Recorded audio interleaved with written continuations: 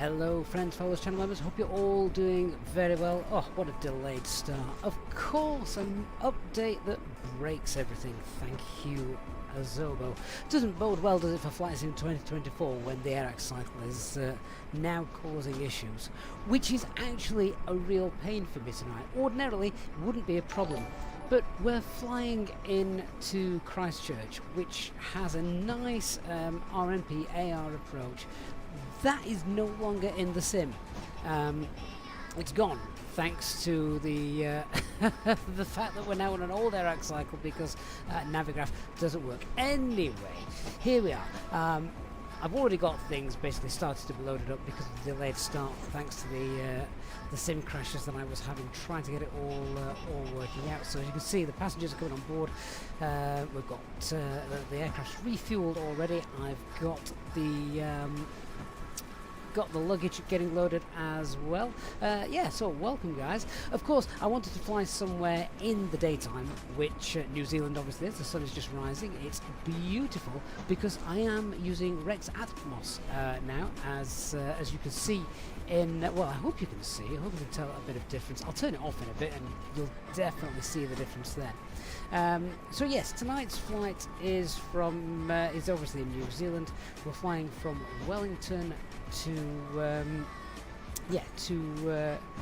did I say Christchurch? I didn't mean Christchurch. I meant Queenstown.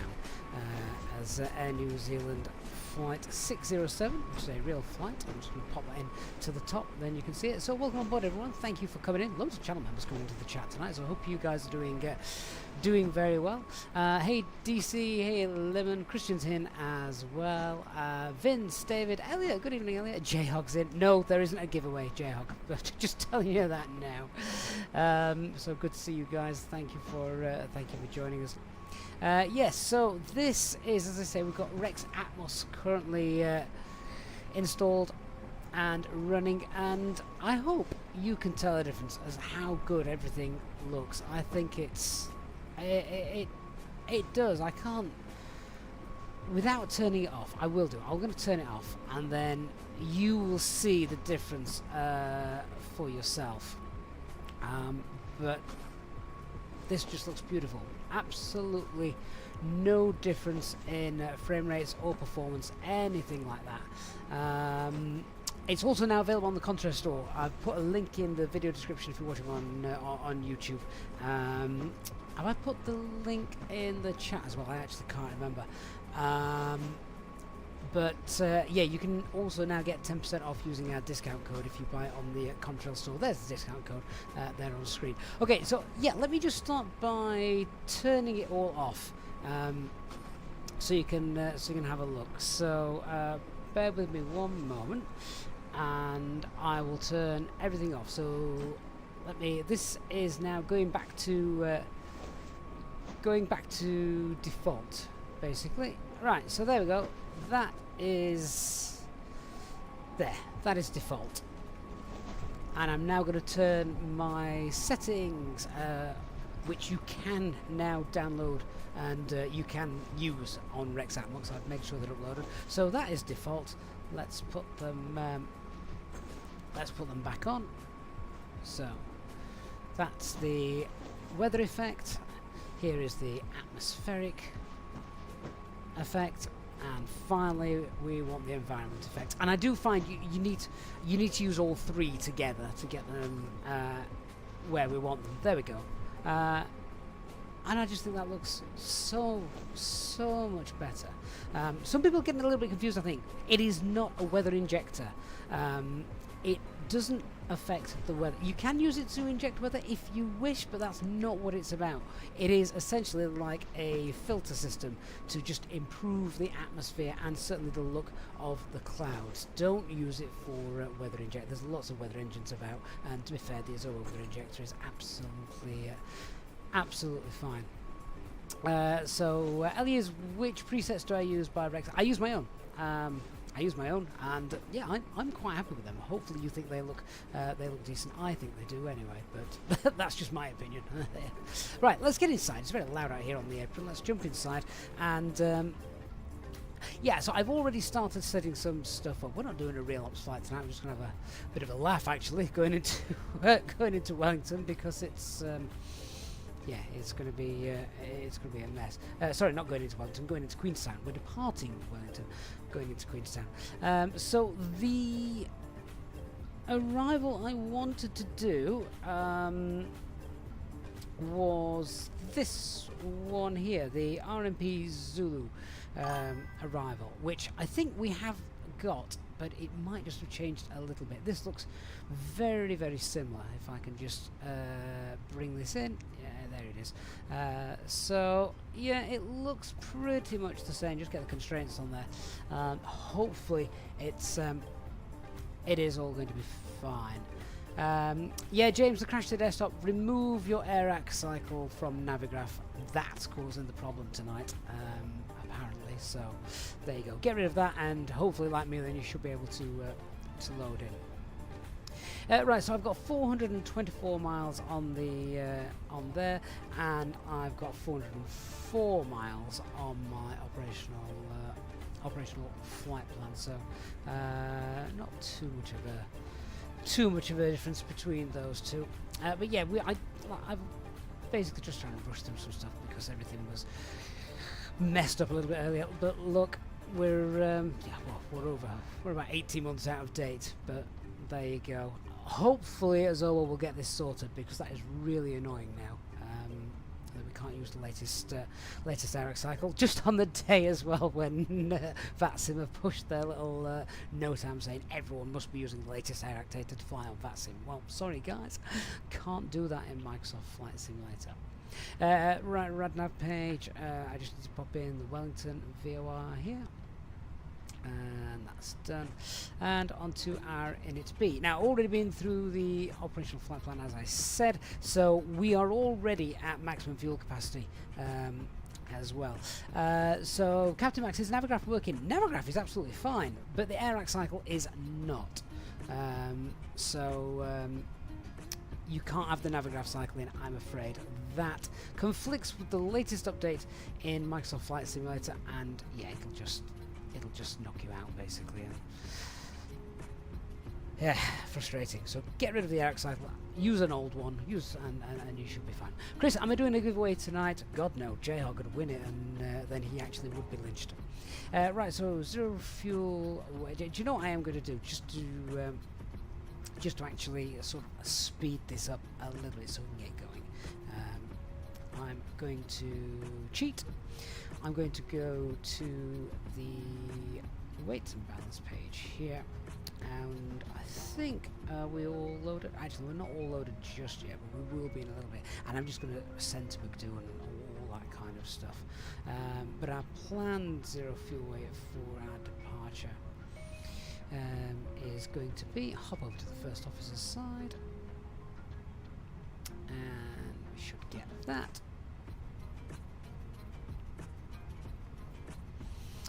It's going to be 61 ton. Or is that bang on 61 ton?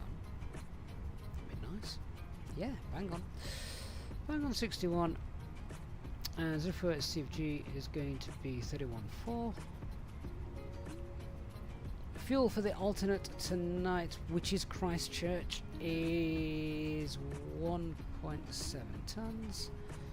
Let's see what the aircraft says as well. I've already downloaded all the winds and stuff like that. Kieran, the app that I was using there on screen, that is the Fenix tablet. Just basically popped out onto my iPad and then cast onto the stream.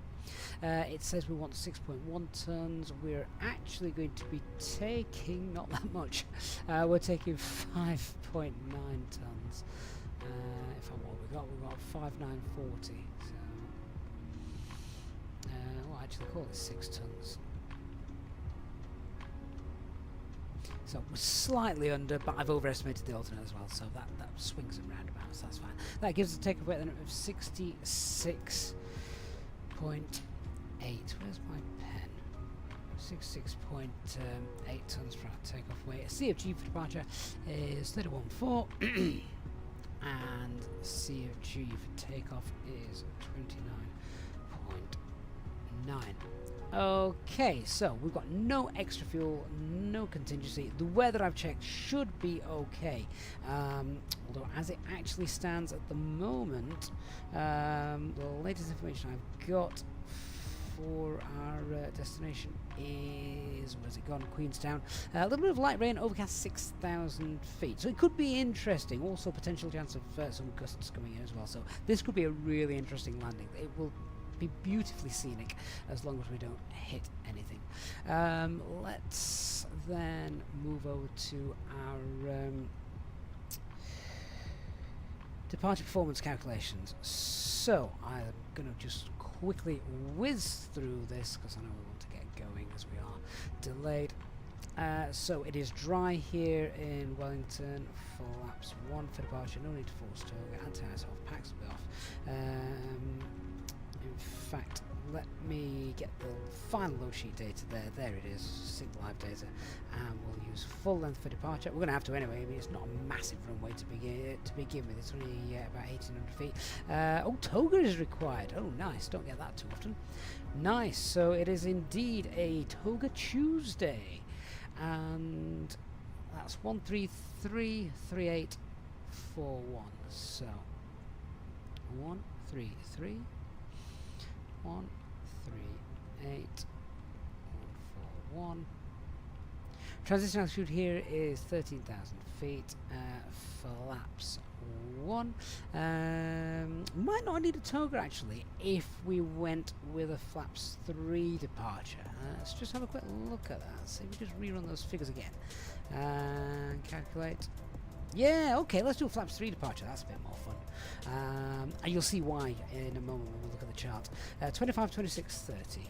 125, 126, 130, flaps 3. Flex 56. Lovely. Thrust reduction acceleration. I don't know what Air New Zealand actually use for this airport, whether it's noise abatement 1 or noise abatement 2. Have a little look in a moment at the charts, see what we've got for that. So if I just nip here, there's nothing there. That's arrival procedure, standard route clearances. No, okay. Right, well, let's just have a little look at the route. The reason I said that flaps 3 is going to be fun is because we actually have a speed restriction of, we're coming here via NCAP, so we've got a speed restriction of 210 knots. Well, clean speed is 214, so we'll hold flap 1 and fly at S speed 193. So I'm going to pre-select that. And that's all done. Now, the engine out procedure here, I've got no idea what it is. So if we go to the approaches, we're departing runway 34. What is the what's the go around procedure here? Go around procedure is fly straight to the Newlands NDB, and then what? Hold at Umaga. Okay, well, that's going to be the plan then, in case something goes bang after departure. So I'm just going to pop in November Lima, which is 6 miles to the north, and then Umaga.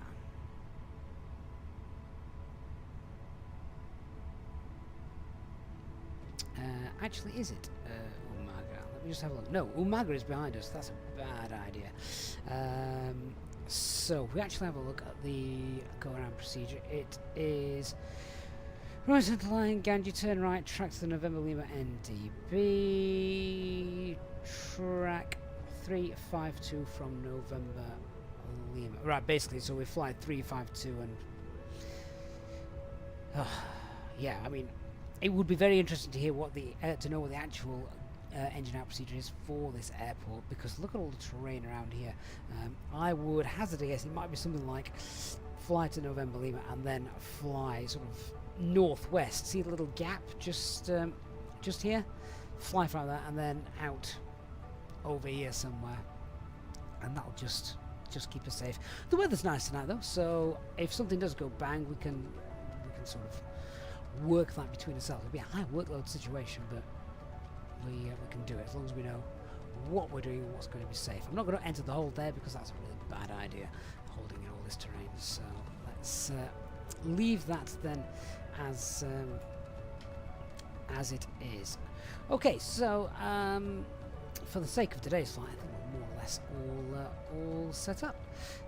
Because I've rushed it, I always feel like I've missed something. I'm going to get the APU started.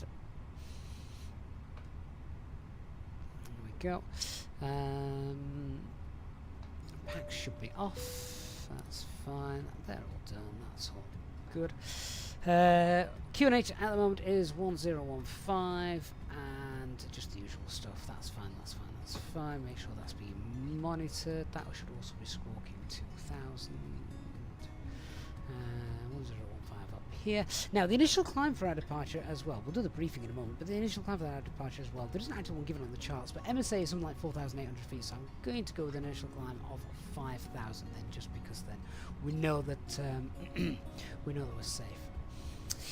Vince says the latest act title hasn't caused him a crash to desktop. Is it something new? I think it's literally since the update earlier on today, Vince. And some people have been getting away with it. I wasn't one of the lucky ones, sadly. Yeah, I didn't get away with it. Oh, no, unfortunately.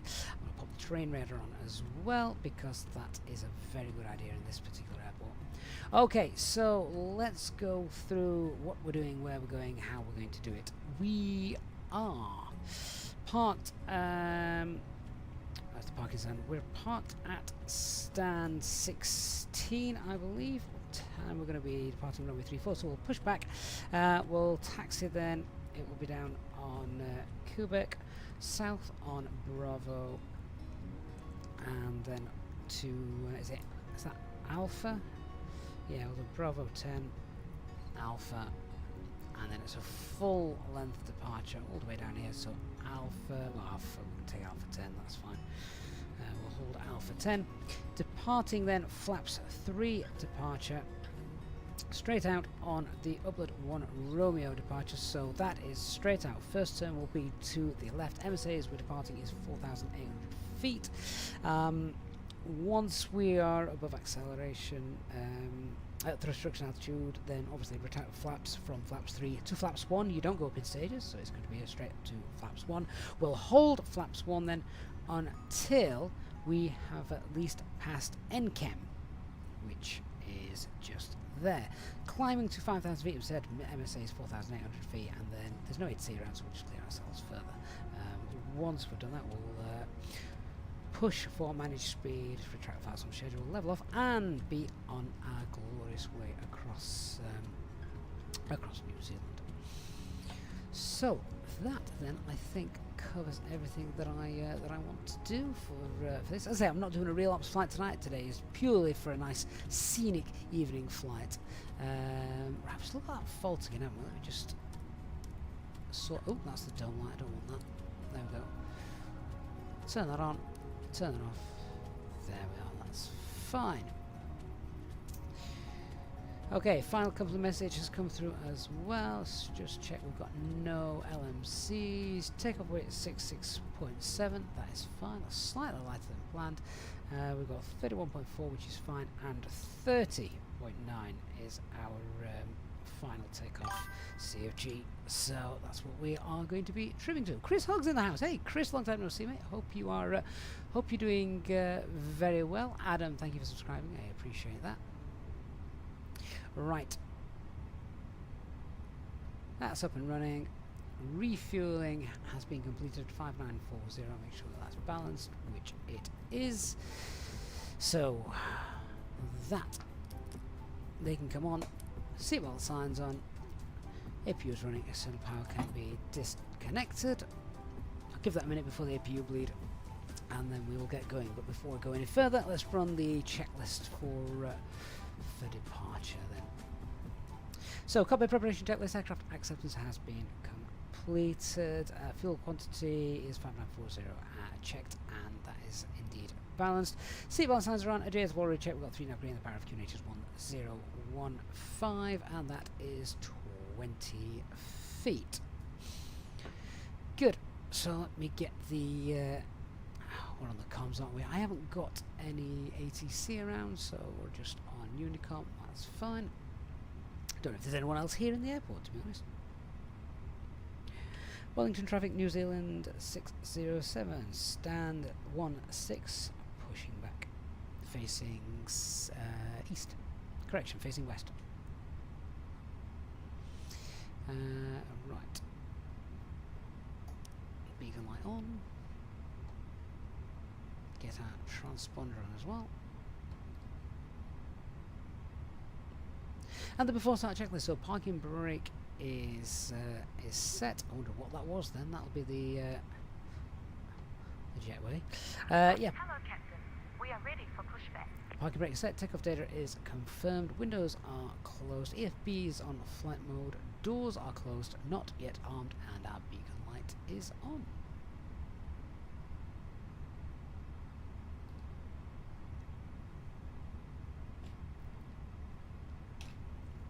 Really looking forward to this Departure checks complete. this arrival. Bypass pin inserted. Right, notable steering is disconnected. Leros, good day to you. It's nice to fly somewhere different occasionally, isn't it? Literally, I've picked this because it's daytime and it's scenic, and I wanted a Rex Atmos to do its stuff. Locking gear.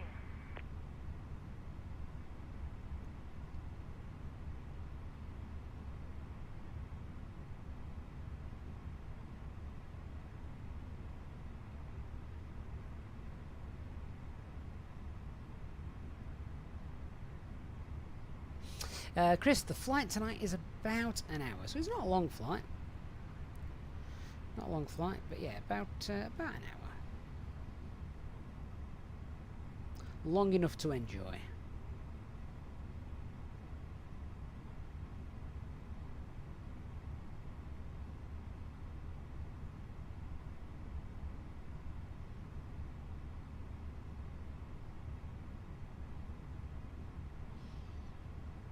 So I think Rex as well has fallen foul of an update recently. In fact, I need to update Rex. I think it's not Rex, sorry, GSX. I think it's out of date. So I just need to now come on here and tell it to continue pushback. We want the tail to go to the left. Release parking brakes. Please. Parking brakes as released. Commencing push. All engines clear. Start at will. Okay, so nose wheel steering is disconnected. APU is on, and engine mode selected to ignition. Starting engine 1. What was that? Oh, it's okay, that doesn't matter. Cancel master caution. Disregard. So, can anybody from the stream just watching now see a difference, I guess, in how the sky looks? Obviously, very bright dawn, which is just what you'd get. Even the reflections on the ground, all that kind of stuff. Part of Rex Atmos doing its thing there. MRX Forever, do you need active sky or something? No. Standard. I don't use anything other than the default live weather, and that is what we've got now. So you don't need active sky, you don't need Rex Weather Force, you don't need any external injectors, anything like that. Just default is fine, and I think that the whole sort of Rex Atmos thing, it's a strange time for them to release it, granted, given what we've got with, we're sort of 6 weeks away from flights in 2024, but Rex Atmos will work with Flight Sim 2024, and given the images and things that I've seen of 2024, loving this livery as well, by the way, I think it is going to be a good investment for 2024, because I don't see that much difference in the skies and the cloud covers between Flight Sim 2020 and Flight Sim 2024. So I think it's going to be worthwhile for both. Engine mode is already in ignition. We're starting engine 2. Parking brake set. Unlocking gears. James saying the colours look a lot more realistic. Yeah, I don't. Absolutely.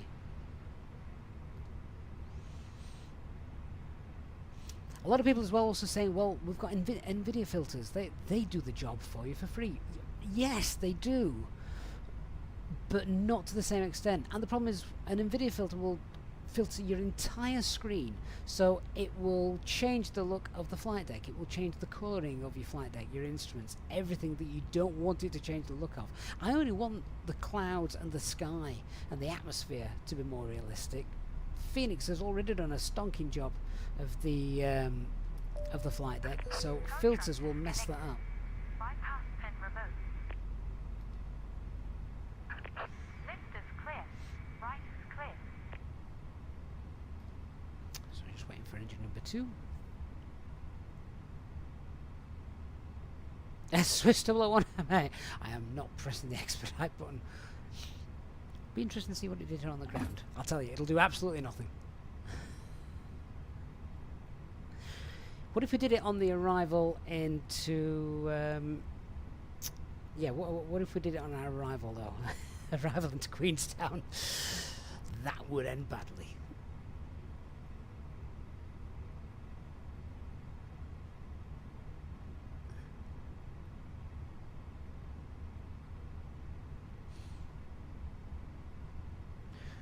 Right, we got number 1, we got number 2, everyone's happy, fantastic. So, engine mode selectors back to ignition. APU bleed is off, anti-ice is absolutely not required. APU master, that can come off. 1, 2, 3. Feels weird setting 3 for takeoff, we never do that. And 30.9 is our trim. Okay, and the start checklist. Anti-ice is off, ecam status is checked. Pitch trim is 30.9 and rudder is neutral. Beautiful. Okay, it's not a long taxi, so I'm going to do a flight control check as well whilst we're here. So, full left, full right, neutral, full up, full down, neutral and the rudder, full right, full left and neutral. Excellent. Wellington traffic, New Zealand 607, taxi now via Quebec Bravo, Bravo 10, Alpha holding Alpha 10 for runway 34.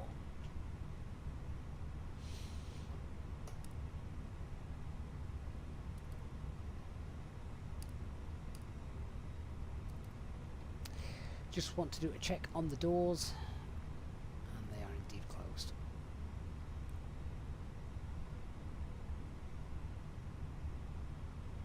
Alright, let's go.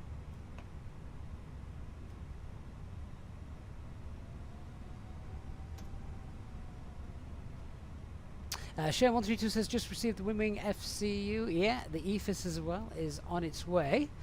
There will be a review video of that as well coming up in a few days actually.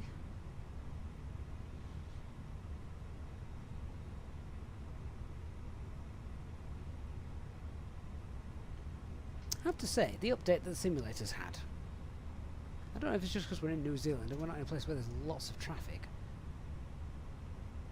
but the frame rates and the performance here seems marvellous.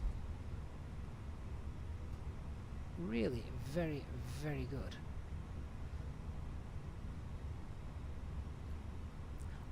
But look at those reflections on the ground. It's just, obviously it's part of the scenery as well, but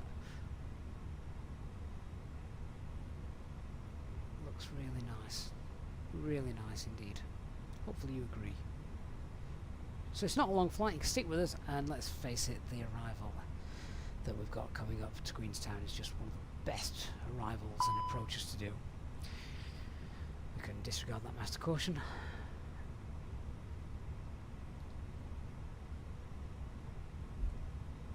As I say, there's a link in the video description to Rex Atmos, and you can get yourself 10% off as well. They're not charging the Earth for it. Is it something like $14, something like that?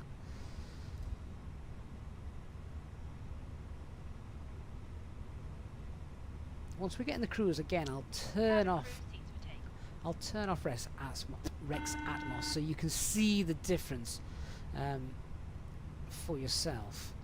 Here comes the cabin crew. Hello. The cabin is now secure for takeoff. Thank you. Right, cancel that master caution before we go anywhere. Last thing I want to be doing is taking off with that on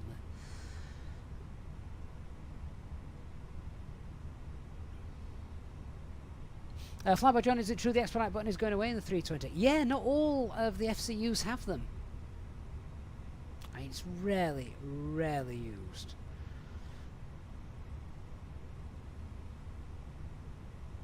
So I'm just going to hold there. Let's just have a look outside, see how Atmos is performing. And yeah, I'm struggling to fault it. It looks awesome. In fact, go on. Let me just turn it off. Let me turn it off. So 1 second. Just reset everything. There you go. That's default. That is default. I'm now going to turn on the 3 layers: the weather, the atmosphere, the environment. So pop on the pop on the weather. Just there we go. Makes it a little bit brighter. Pop on the atmosphere. And finally, that environment. There you go. All 3 together, making it look nice. And if you don't want it to look like that, you can tinker with it, but I'm really happy with this.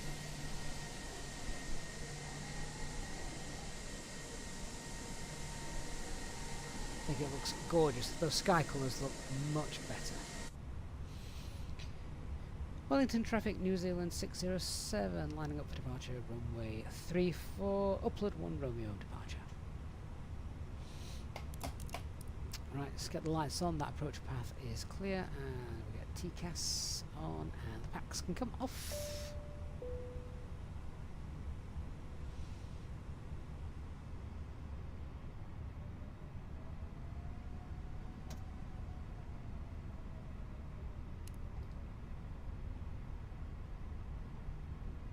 Will it work with FlightSim 2024? Yes, it will. They have said right from the onset that it will work with FlightSim 2024. I think that's why they've gone ahead and released it, to be honest, because there's no point releasing something now that won't work with 2024, is there? And they have said this will work, I think they say almost from day one, which is, like I said, what we want, really.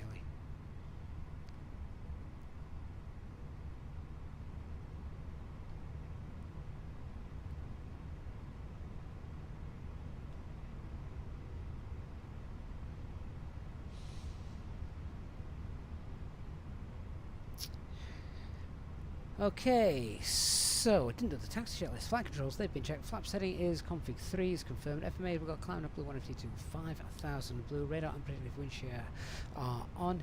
ECAB memo, takeoff no blue. EFP is stored disconnected. And then the lineup checklist, cabin is secure. Takeoff runway, full length 34 is confirmed. TCAS, TA, RA, impacts 1 and 2 are off. Let's go.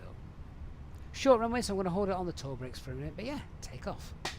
Let's enjoy the IE engines and a departure in New Zealand.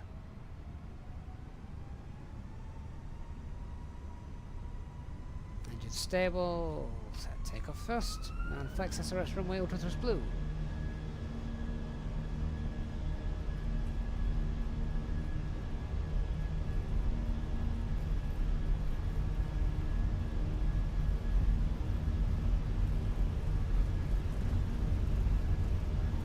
Knots. That runway looks awesome. I think that's the scenery though. V1. Rotate. That really does look nice.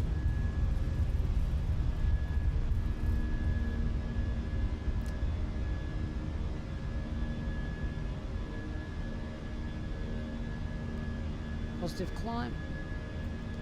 Gear up. Nav. Autopilot 1 engaged.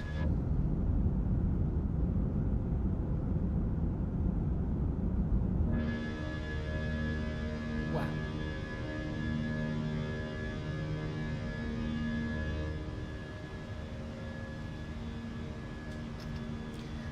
Thrust climb. Climb.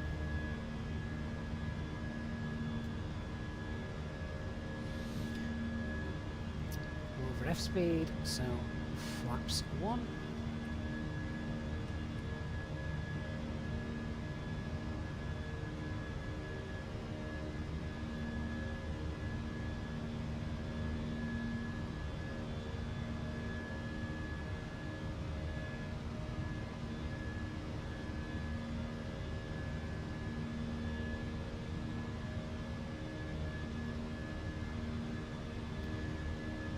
Just watching this now as we climb out, we pass S speed, but we're not going to retract the flaps. In fact, we won't pass S speed, we will hold S speed until we get to this waypoint here.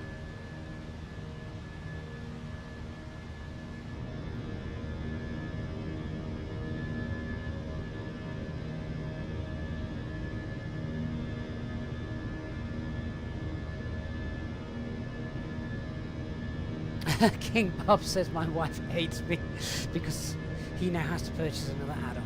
At least it's cheap. Remember to use the discount code as well if you can. We recommend you keep your seatbelt fastened whenever you are seated. Toilets are located at each end of the cabin. Remember, smoking is not permitted. And Dark Fury, also now known as Flight Designs, is in the house. Hey mate, hope you're doing well.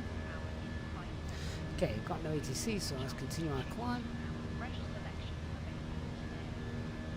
And we'll do a flight over 140, standard pressure, 140 blue.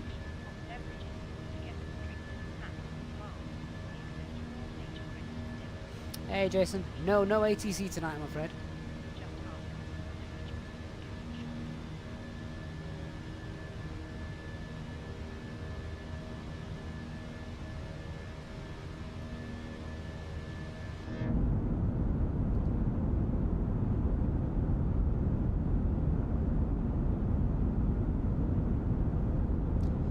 Tonight's flight will be spent predominantly looking out of the window, I think.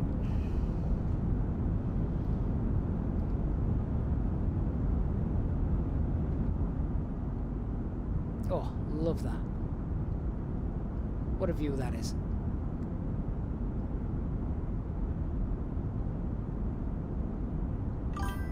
Clouds as well, just looking right. Light and fluffy. This time in the morning as well, you don't get the really big, thick cumulus clouds usually. So that's nice to see.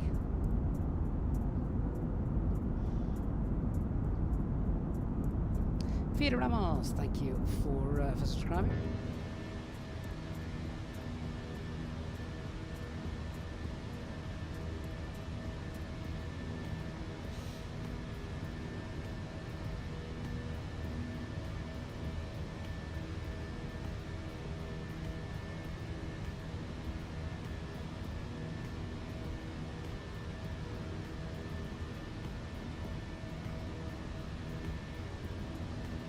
So here comes the point where we will speed the aircraft up, accelerate away, clean up the flaps, and off we go. Adam following us on VATSIM flight radar as well. Excellent.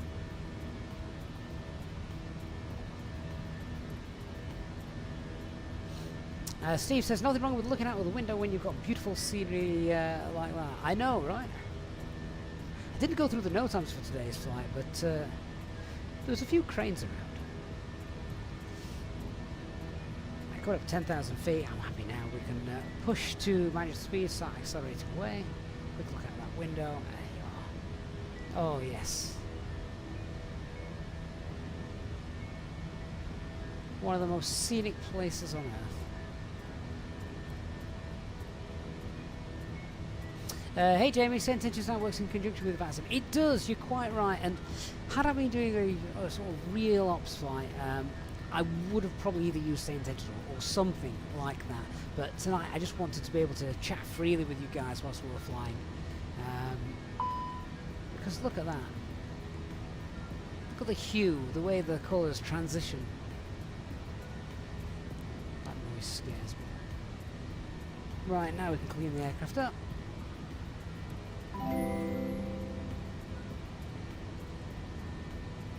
Above 10,000 feet, so we'll get airports on the EFIS. Seatbelt signs, they can come off as well. Clear out the radar page.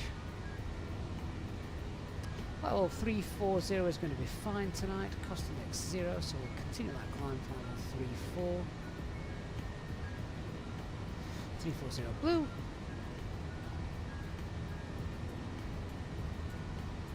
Get all our lights off as well. That's lovely. Mario, mate, thank you so much for your very kind €6 super chat. Asks, do you think GSX Pro is worth it considering the new sim will have better ground service? That is a very good question, Mario. Right now, I personally wouldn't invest in GSX. Not at the moment. Not 6 weeks away from Flight Sim 2024. I just don't. I think we need to wait and see what that is going to bring.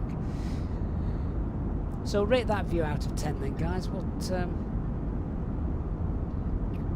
do we think?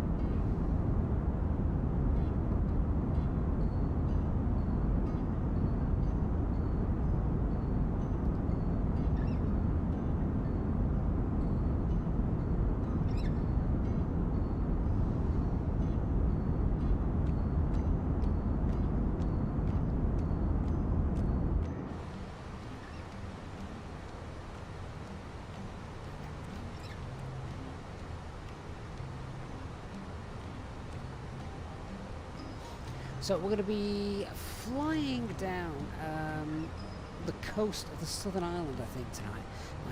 Let's have a quick look at the actual flight route. Yeah, here it is. I'll just bring it up and you can see it. There we go. So Wellington, straight over Christchurch Airport, and then round for an arrival at Queenstown. Cranes, planes, and an engine full of birds. Dear God, I hope not. An engine full of birds on the arrival we're doing tonight would not be fun.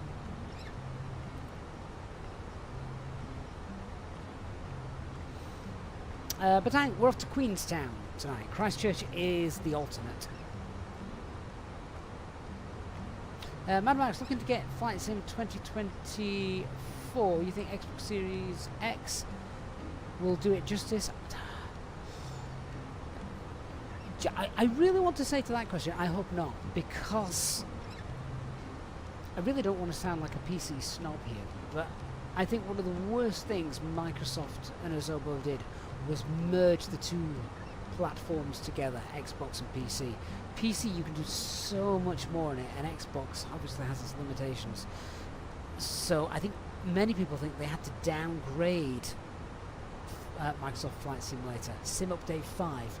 For those of you that remember that, they downgraded the simulator for Sim Update 5 so that it could be used on a console. And I think had they not done that, had they kept them both separate, then I think so much more could have been done. King Bob, is Queenstown an RNAV approach? Oh, it most certainly is, yes. Hey Daz, good to see you. As I mainly fly commercial aircraft, will I just get the basic one? Honestly, Daz, at the moment I haven't even decided. I've not even had a chance to look in detail into all of them. Personally, I have my favourites, as you know. And one of the things I'm probably... all of these wonderful, special, strange, weird aircraft, you know, that are included. I do not need 100 aircraft in my simulator. I will fly 2% of them. Maybe more.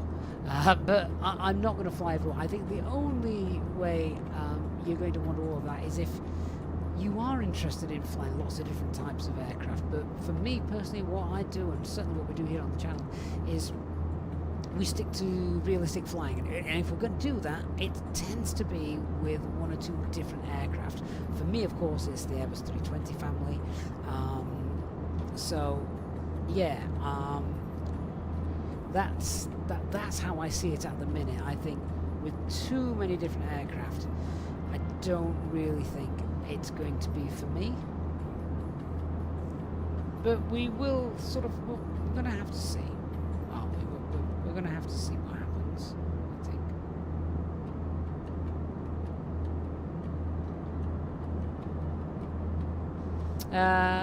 think. Plaku123 ever had an engine failure in the sim? I don't know if we've ever had an engine failure. Had a few pilot failures. Mario says thinks the console version will be targeting 1080, which is a shame. Fair enough. Aaron, I have a motto: if it's Boeing, I'm not going. Yeah, I do like the 777 though. Flyby John says just get the standard and then save the money you've saved on the other versions. You can buy the aircraft you want. I mean, this is true. When you think about how much we've all spent on add-ons and things.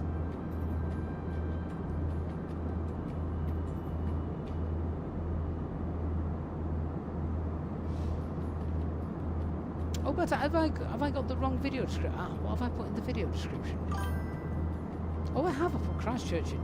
Ooh, Christ, that's wrong. Let me change that. We're not going to Christchurch at all. We're off to Wellington. No, we're not. We're off to Queenstown. Oh, confusing me now. We've just departed from Wellington.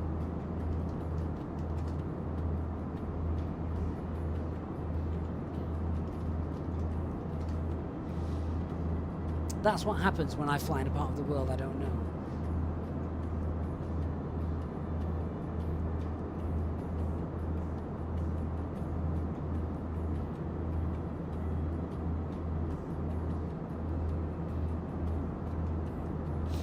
Captain Q is Rex Atmos worth buying? Leave it up to. Unfortunately, it's your own sort of. You've got to decide that for yourself. Personally, I like it. Personally, I like it. Where are we at the moment? Okay, we're still in the climb. That's fine. Well, let's have a look. Let's just go back to that window view. Have a look at this. Rex Atmos is on at the minute. Let me turn it off.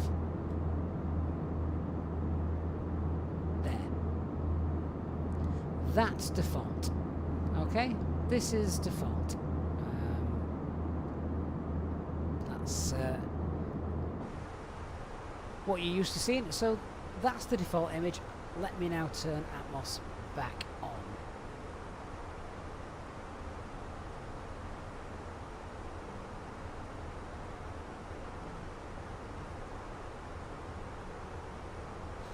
So there we go. That's now back on.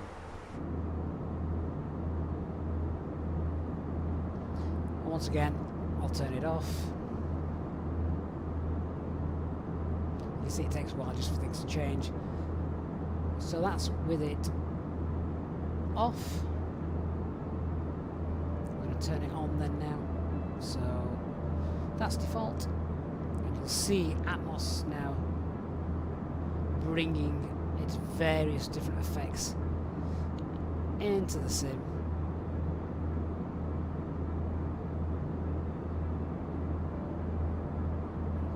And there you go.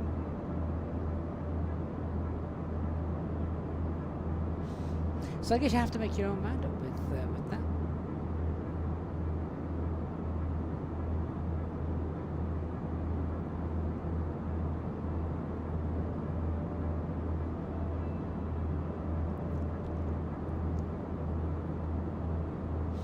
Mario says he's most excited for the Air New Zealand A320. Yeah, I must admit I am quite looking forward to that as well. IDK, if you have two of the Airbus Side 6, can you both play together?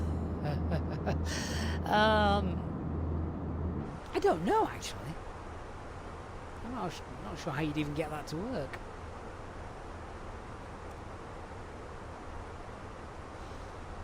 Right, flying through the cloud layer, just check. We're right on the limit of needing icing.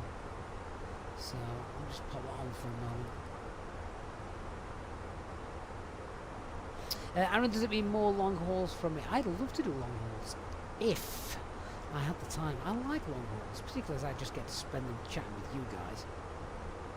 Unfortunately, I don't have the time for it all. That's my biggest issue.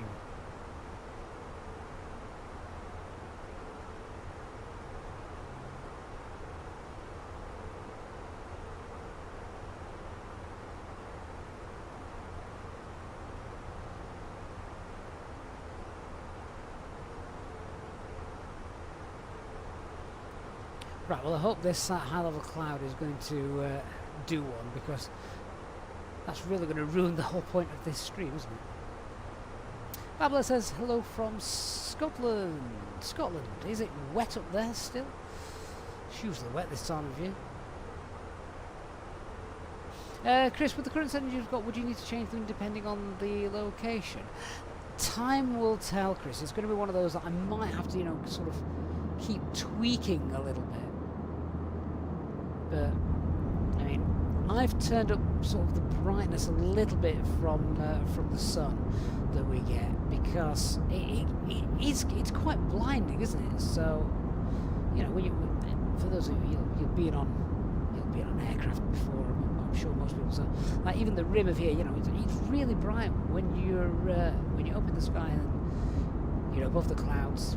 It's a very, very bright environment. Bablo, we're in the Airbus A320 today.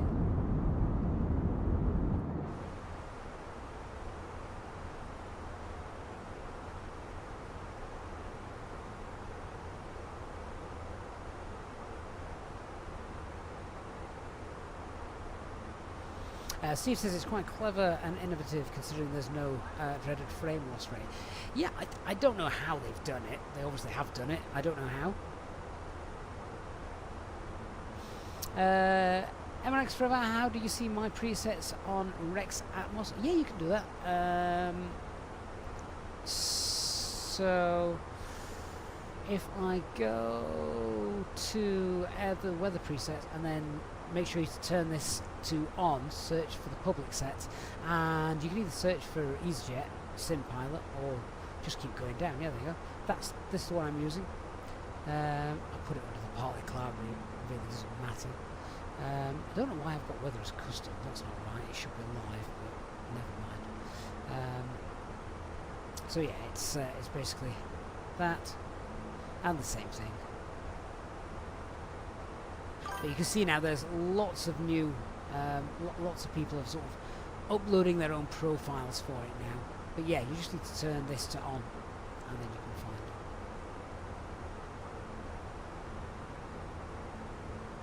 But there's lots of others that you can try, obviously.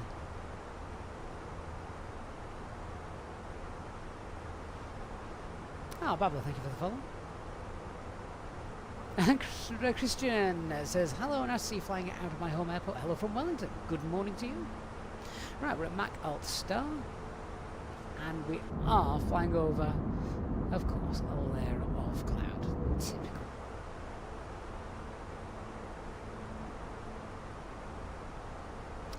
And we're at Mac Alt Cruise. So, TCAS 2 below, come down here, cost index goes back to 5. 3.4 is fine. Quick check on all the ST pages, make sure there's nothing amiss.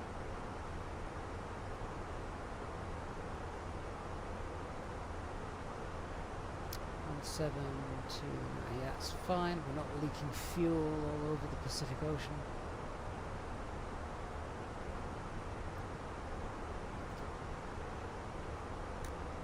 And all is well with the world. Nothing on the overhead. Oh,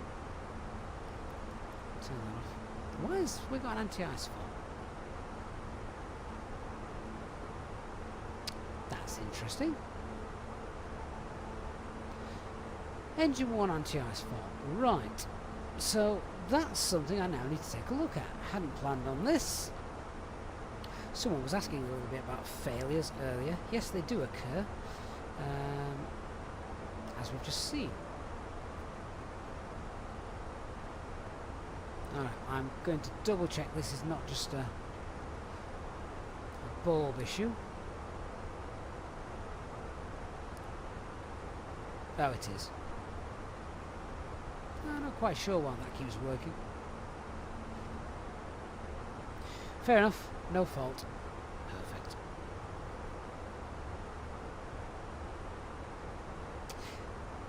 So now's the time to start looking at the arrival we're going to be doing. Captain Alex, there's either Discord and there's also my email address as well on the YouTube channel. Okay, let me have a look at the arrival. Adrian says ignition is still on. No, well, yes, but basically, even with the ignition turned off, so you're in the starter selector is in the normal position. When you put on engine anti-ice, the IAE engine variant of the Airbus will automatically turn on the ignition as kind of a bit of a safety feature. So yeah, it's just the way that it works. So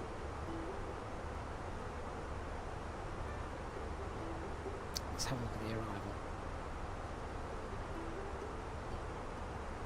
First thing I need to do is get the weather for Queenstown. This is the arrival we're going to be doing, which is so much fun. So I say we're going to cheat a little bit today. So the weather at the moment, we've got visibility is fine. There's a little bit of light rain around, overcast 5,500 feet. So what I need to know first off is, am I allowed to make this approach? What do we need to be able to make this approach? We need... well, that's interesting.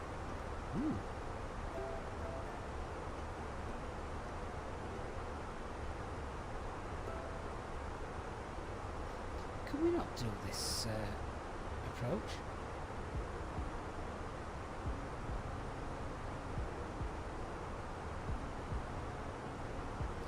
Down at the bottom here, category C is not permitted. No, brilliant. Okay. What can we do?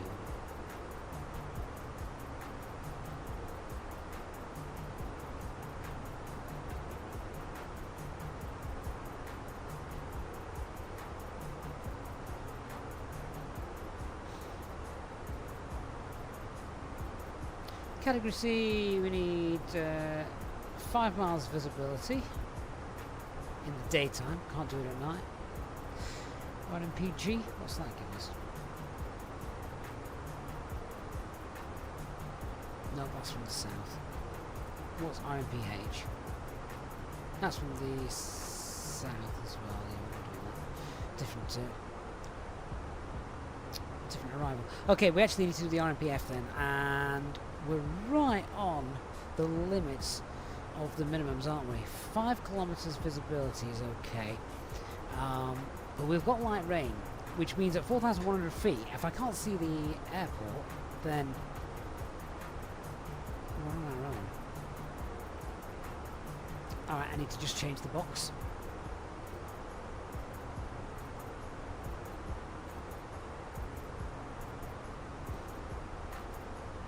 Thought there was a nice AR approach we could do now, clearly not.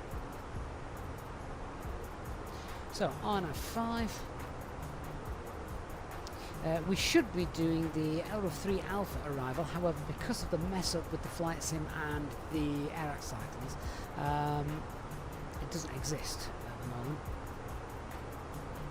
So, the 2 Alpha is the closest we've got, and it does come in via Ibabu, so insert that. Now let's just check to see how close this matches up. Bobbler, this is 2020. 2024 not out just yet. Betterman23, the presets for Atmos you get on Atmos themselves by checking the community tab here. So when you're looking for weather, you can, loads of people have started uploading things now. There's hundreds of presets. Mine's just called EasyJet Sim Pilot, obviously. Right, so we go through. Top of the descent is about 150 miles away, so we actually do need to crack on with this arrival plan.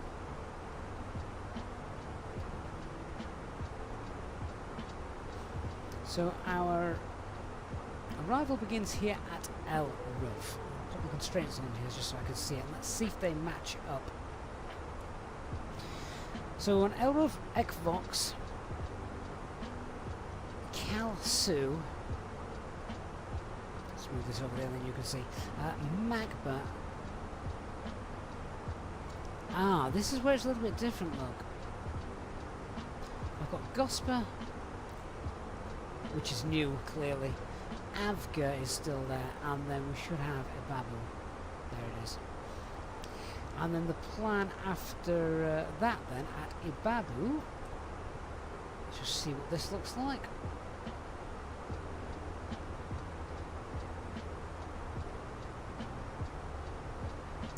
So we have Ibabu up here.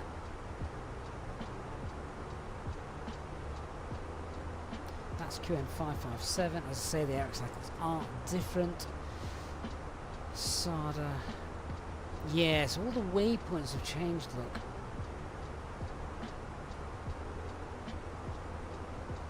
So this is the old arrival.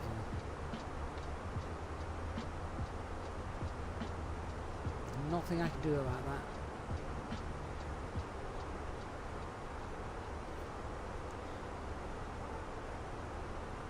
That is a real shame. I'm not even sure I can put the new waypoints in because they won't exist in this database. Okay, so we are flying this with a out-of-date AIRAC cycle.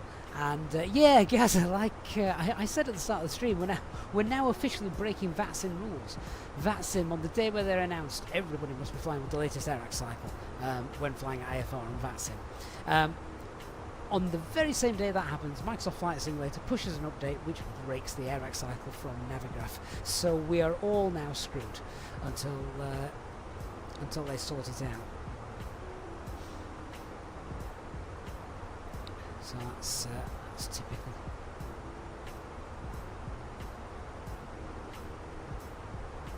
So the idea then behind this is this approach will get us down to about 4,200 feet. It's a 3-degree glide as well, which is nice. The latest one is 3.2 degree, which is obviously a little bit steeper. So we literally are going to be flying this not realistically at all. But we'll get down, hopefully see the runway, and then we are just going to be flying visual.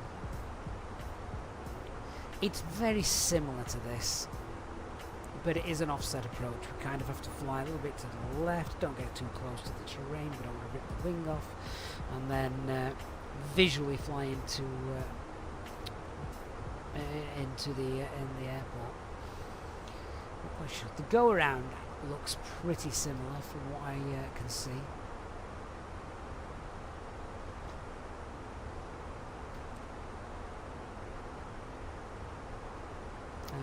Oh, actually,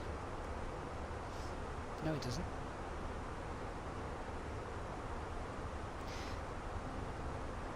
Let me just go back.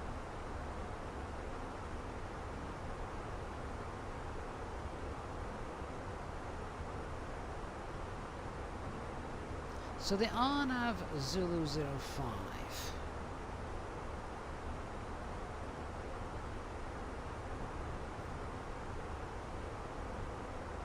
Just checking the names of these waypoints, see if they look a little bit more similar.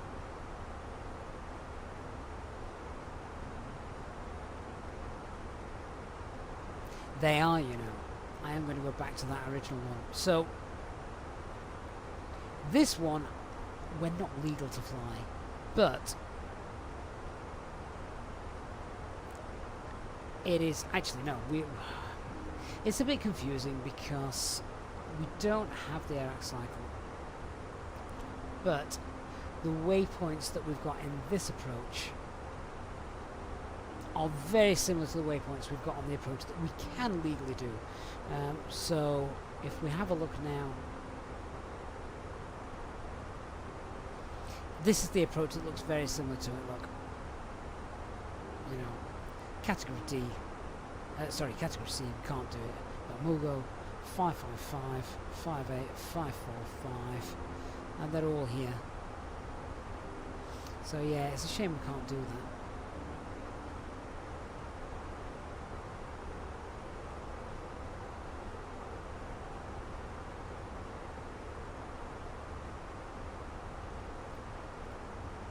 So we're still flying with the one that we can.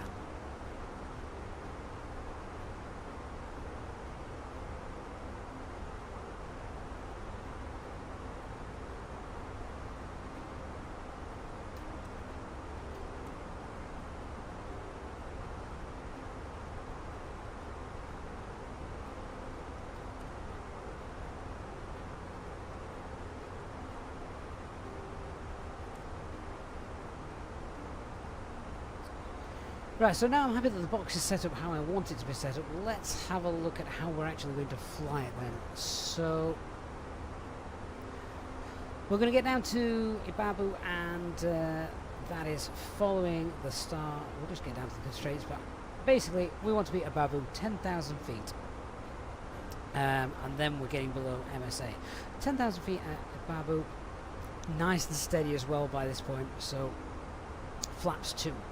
Yeah, very, very slow approach for this. We'll be doing flaps 2. By the time we get to Mopka, it'll be gear down, flaps 3, and a very nice stabilised segment here. And flaps 4 for landing. I will be doing flaps 4. I'm not messing about with flaps 3. We want a bit more time, and we want things to be nice and steady. It's not a long runway either, is it? So flaps 3 is the way to go.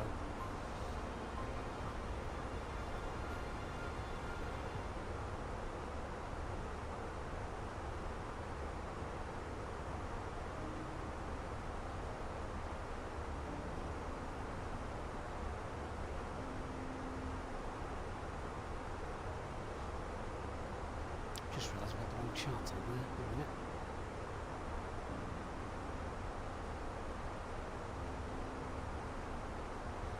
Yeah, there we go.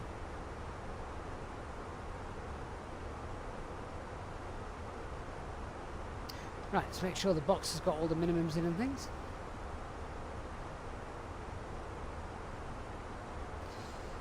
So, red nav page, we want the QN. Queenstown VOR. We will have to come back and do this again properly when we've got the right AirX cycle and things, so we're not just fudging it.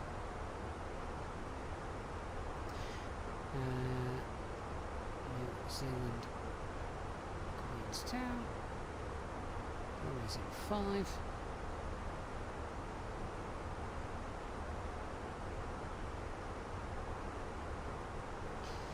Let's just grab the latest weather for it then. So at the moment the winds are 0404. Let's confirm runway 5 in use.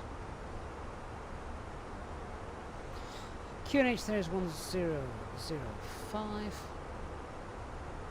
Temperature is 8 degrees. And the minimums for this approach are 410. 4100, sorry. And flaps 4. Hey, Enderchrome. And Dr. Magic, good evening as well.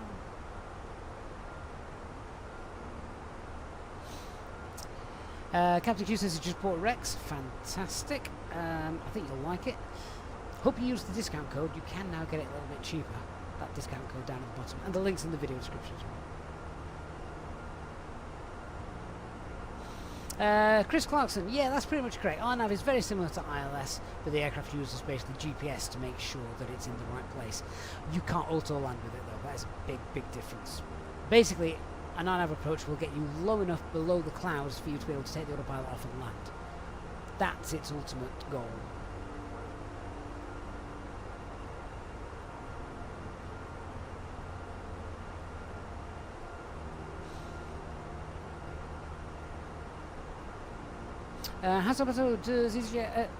Does Atmos have any effects on FPS? No, none at all.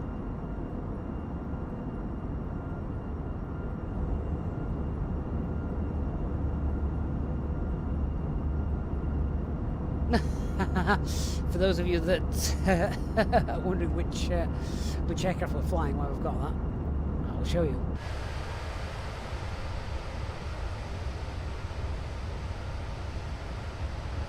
One thing that does have an impact on FPS is these high level clouds, and God knows why.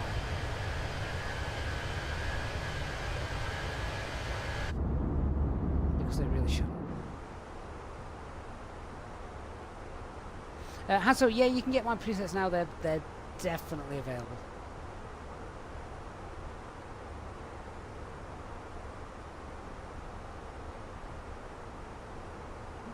What was the QNH? 1005. Let's have a look. Just preset all that.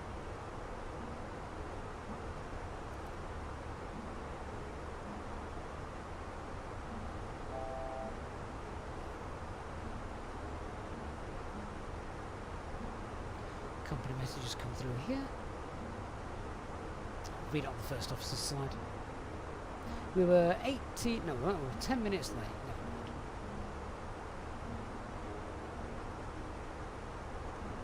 Hopefully it'll look good as we're descending through the clouds as well, going down.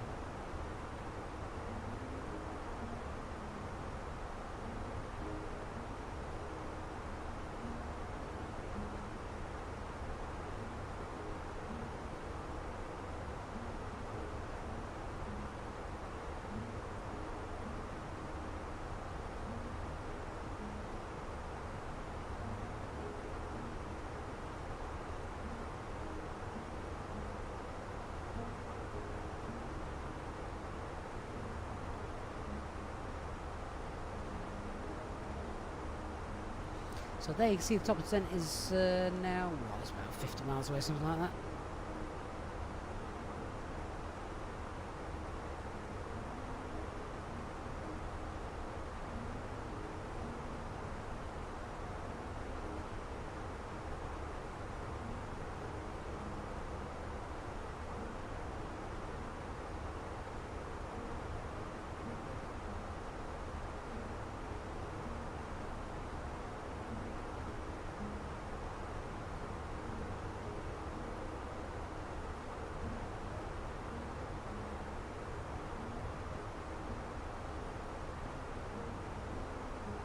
Christian says he remembers these Lord of the Rings liveries. Yeah, I don't think they're around anymore, are they? I just picked it because I thought it looked really cool.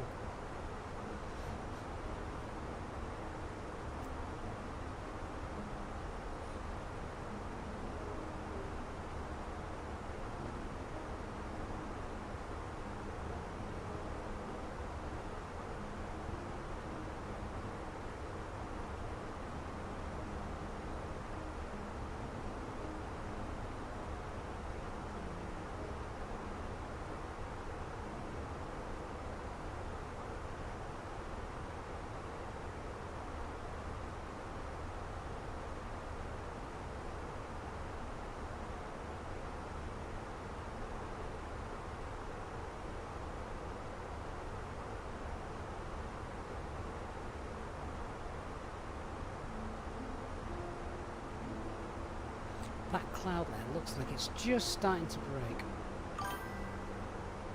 There we go. So for those of you that, just before we start the descent, for those of you that didn't see the difference Atmos made, if we have a look out there, oh, there you are, that is a nice view. There you go. So for those of you that didn't see the difference Atmos made, let me turn it off. At the moment it is on. Let me put default back on. Right, that is default. Which, you know, still looks, I think, still looks pretty good.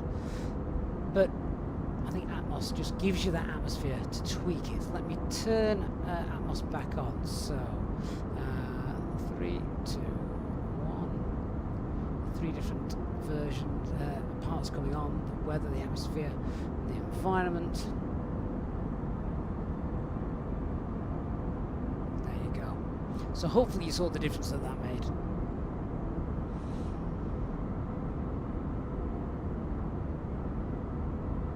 KQX, thank you for the sub, appreciate that.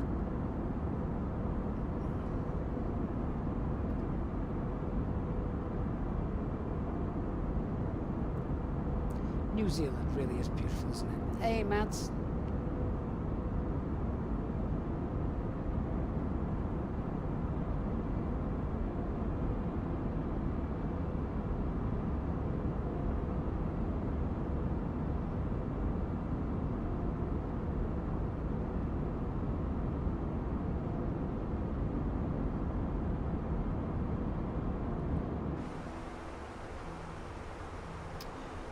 Oh, that master caution.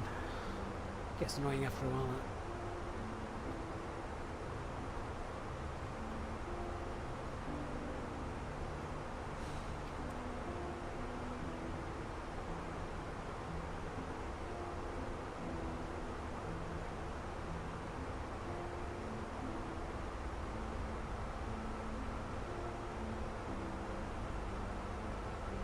So, how many people at the moment have got Rex Atmos? How many people have already bought it?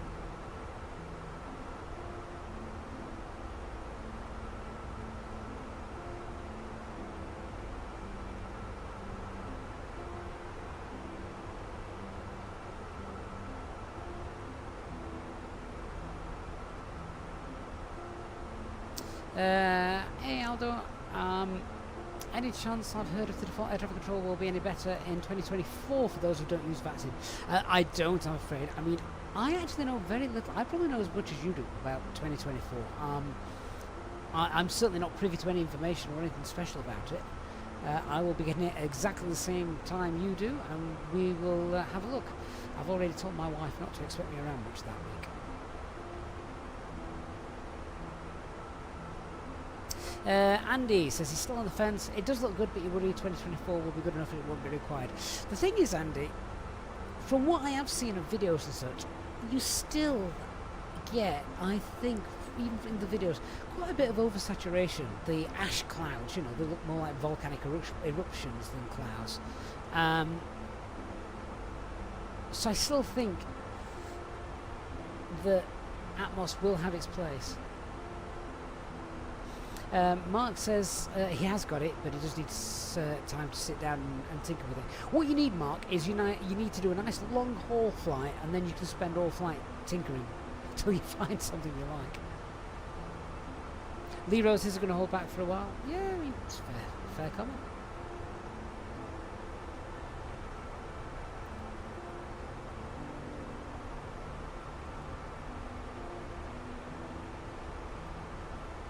Anyway, I won't be looking at Atmos on this descent. I'll be looking at the terrain, trying to fly not into it. Mark says for a little over a 10 I thought it was worth getting. Yeah, absolutely. And if you are able to grab it using our discount code down there, then even better. Save a bit more money. Wellington Airport as well, which I thought looked superb. There's a link to that in the video description. You can get that as well from the Contrail store with our discount code. So I think it's worth. If you want somewhere decent to fly in New Zealand, I thought that looked superb. Frame rates were brilliant as well. Andy says he'd be curious to see what it looks like at night. Go on. I can probably do that. That's like early. There you go. That's that's in the dead of night.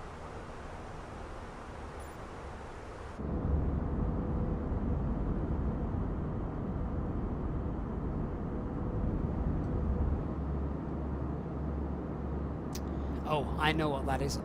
So, because I've turned up, this is one little thing I don't like about it, and I've only discovered it at night.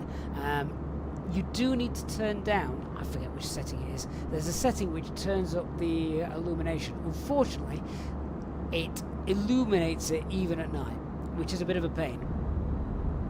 I need to find the setting that gets rid of that. But other than that, it looks fine. So, dawn looks very nice.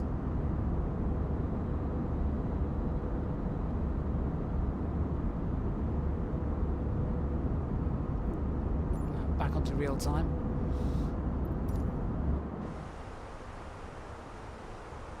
Right, time to head down.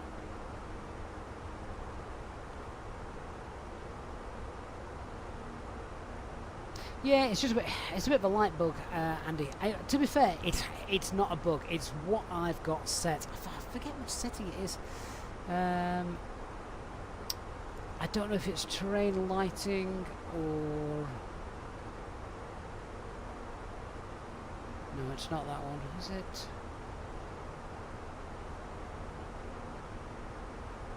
Might be the ambient light. Could be the ambient light. Hang on. Because that, as a scene, I think that looks absolutely beautiful. Let me just put it back to night time. There. Yeah, which is Oh, there you go. That's just fixed itself. That's weird. Oh, there we go. Look, see it coming back through again. Yeah, you can just see it sort of being a little bit of an annoyance, but I think it's this one here. I think it's the ambient light. Yes, it was. Look. So if you've got the ambient light on, it for some reason just affects things when it shouldn't. There really shouldn't be any light, not at that time of day.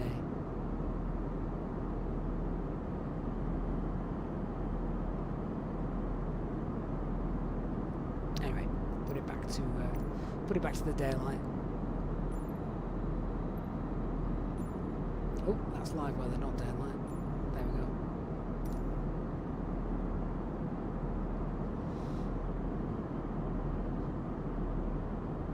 But yeah, if I turn it off, that is default. That is what we're used to seeing in Microsoft Flight Simulator. That is the default scene.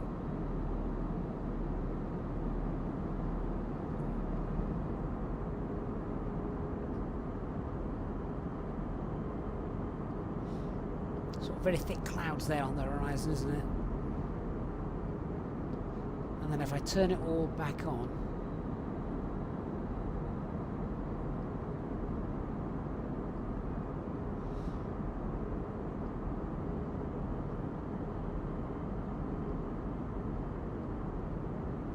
there you go. That's with it now all turned back on, so it's not quite as in your face.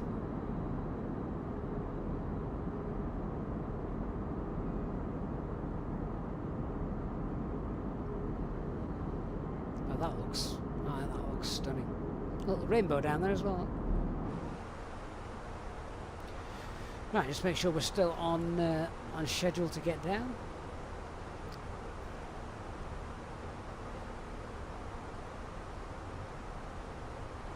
Right, so we're now going to 10,000 feet, so we need local pressure 1005.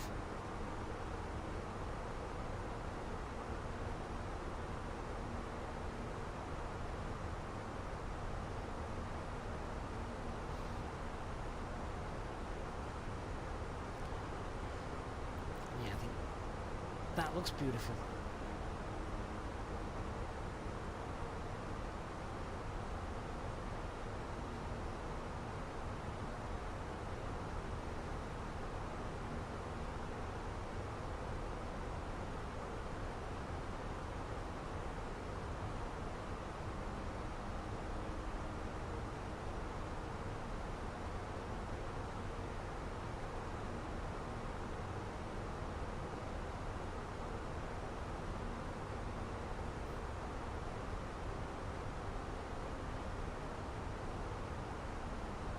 Just looking down here, this band of cloud there looks a little bit like rain under here. This is what's going to be interesting as we try and make this landing, because I think if the rain is in the wrong place, we're going to get down, we're going to hit minimums, and then we're going to be stuffed.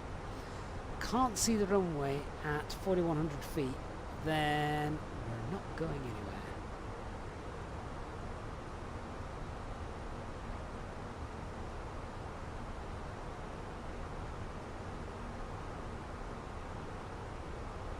Gonzalez says Rex Atmos looks like the old Rex for FSX to improve the textures and things.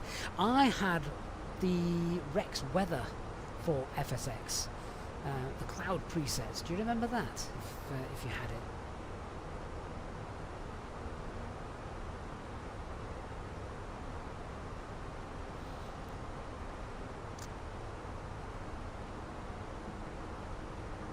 This really does look like the valley we'll be flying into, and there's a real shaft of rain down there.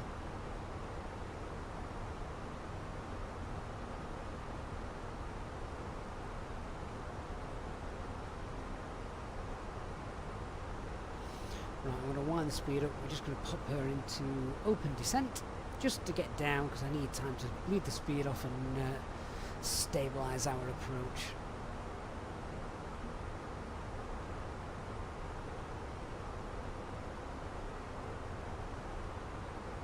I'll be honest, that weather isn't filling me with confidence. Cancel that list, of Disregard.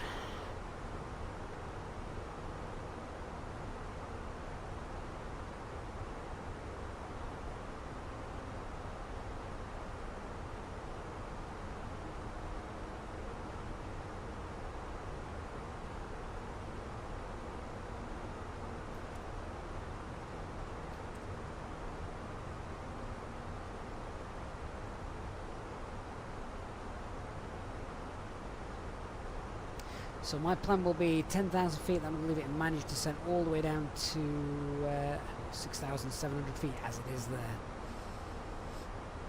And then we're flying her in manually. Which will be fun if we can't see the runway.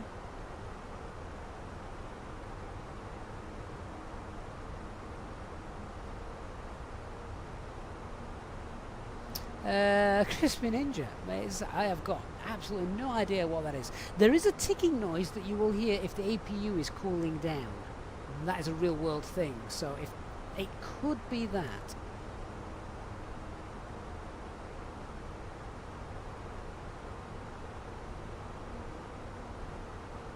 Those clouds look rather ominous, don't they? My problem is the go-around I've got on the chart doesn't match the go-around we've got in the box. So the go-around could be completely haphazard and illegal. But hey-ho.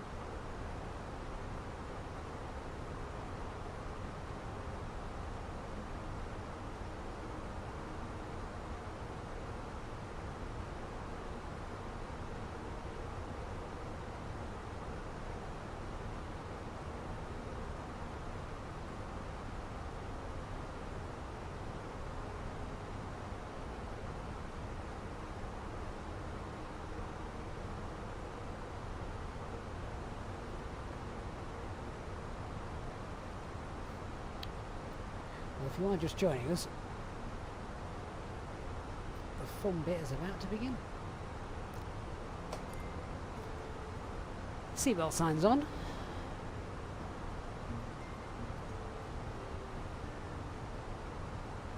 Just turning up the contrast of the ground radar as well.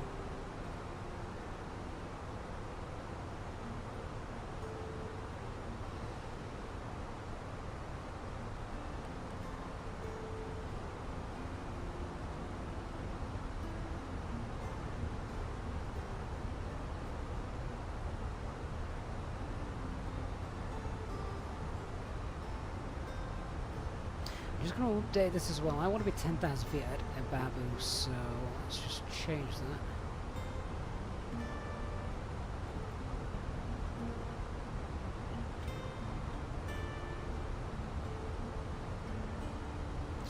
And that looks pretty good. So let me push for managed descent now. If Babu is just here.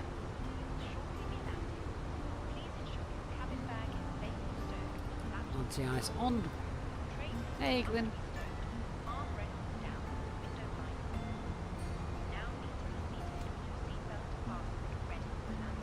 This could be one of those approaches that is absolutely stunning or goes very wrong.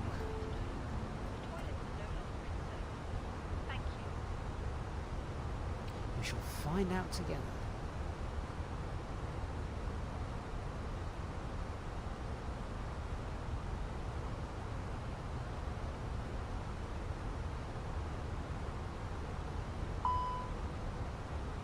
Yeah, speed brake's still out. That's fine. We've leveled off a little bit, so we'll put it away. That's one of the good things as well about having the thrust master set with the physical speed brake. So whenever your speed brake is deployed, you should keep your hand on it. That's basically a reminder to the pilots that you've got it out. Good evening, Dwar. You've joined us at the best bit, that is indeed for sure. loving the rainbow. We're about to hit the clouds. Rex Atmos is looking very nice. And we'll see what it's like as we head down into the soup below.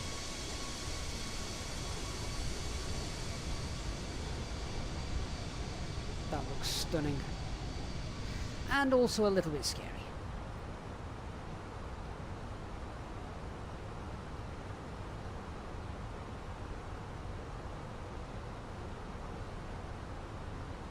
Right, speed 250, spoilers deployed, and let's activate that approach phase.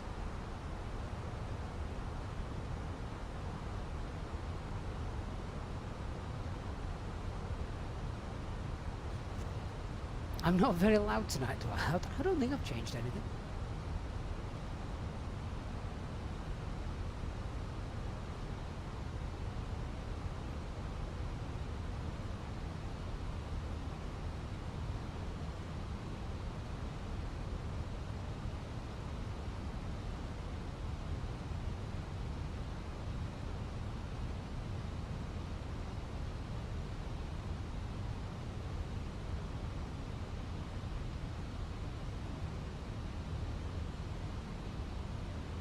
So our approach begins here at Lepto.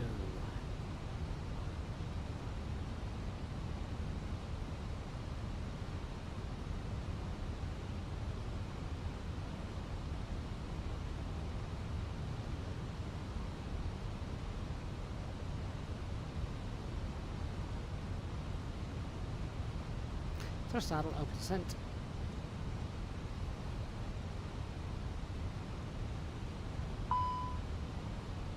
Speed brake is still out, that is confirmed. –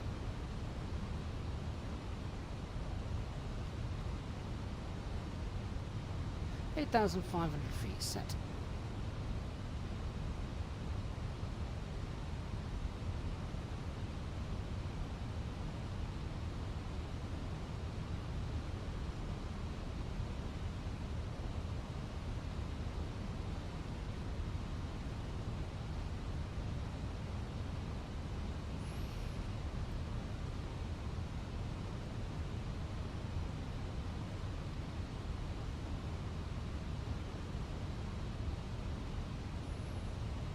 Okay, push to manage speed, start to slow her down.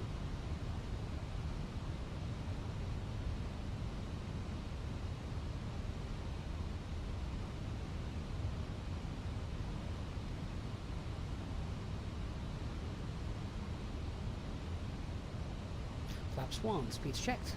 Flaps 1. Full speed, 180 knots.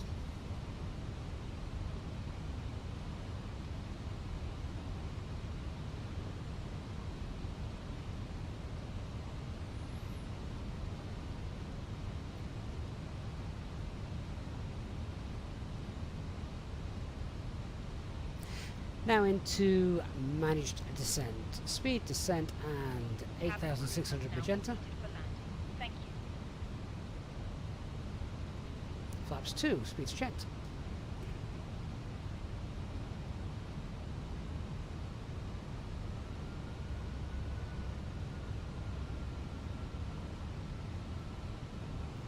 Seems like it's raining, of course. Makes it a little bit more difficult. The time of day we're flying, a little bit of rain, it makes it difficult to actually see the runway because of how bright it now is.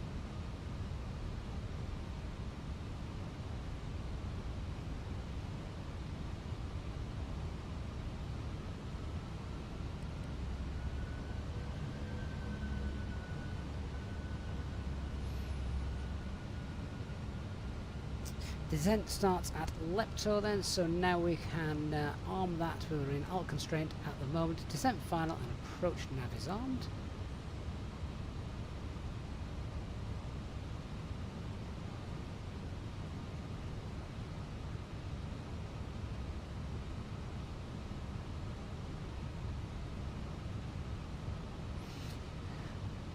So the approach checklist for RFQNH is 1005. Seatbelt signs are on. Minimums 4,100. Auto brake. We'll use auto brake medium actually for this landing. Auto brake medium is set if it is stowed. Oh, look at that. That is going to be really difficult to see. Right, we're now on final approach. And our missed approach altitude is 10,000 feet. So we can set that now.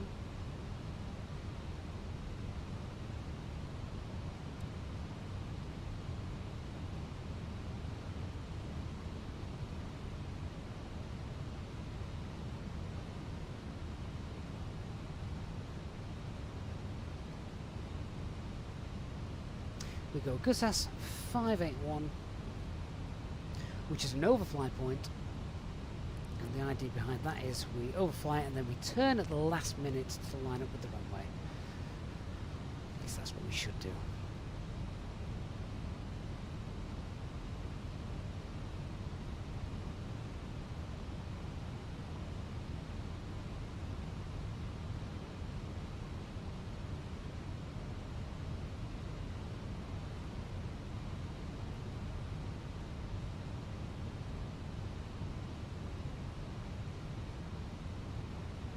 Right, gear down.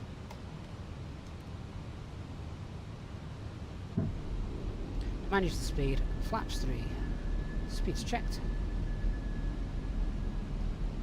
And Jordan's celebrating a year and a half of channel membership. Jordan, mate, that is awesome. Thank you so much.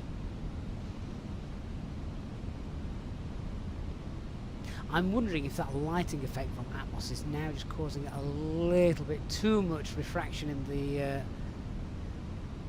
in the mist.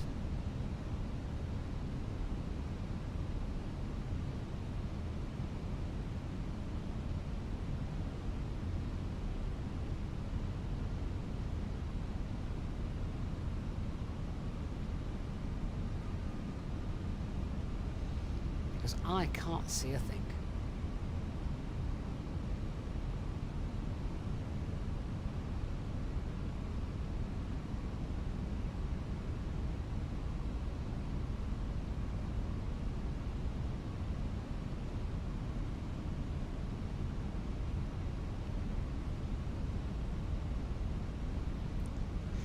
The rain as well.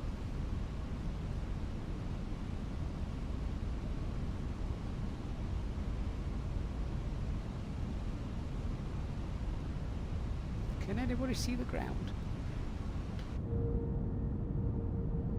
Oh, look at the effects. The effects are stunning. It's not going to help us land though.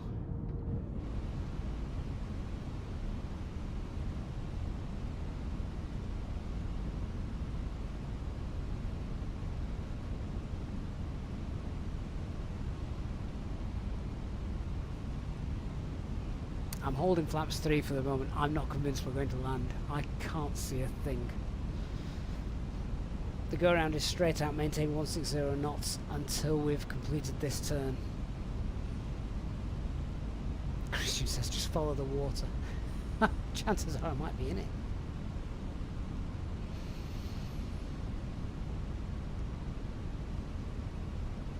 Cannot see a thing.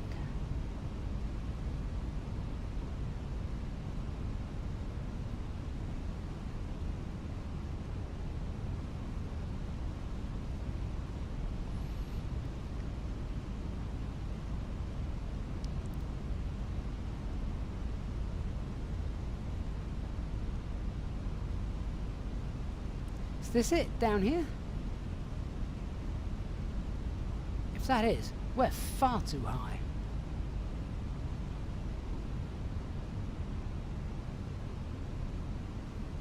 That's not happening. That's not happening. Okay. Cancel approach. Go around flaps.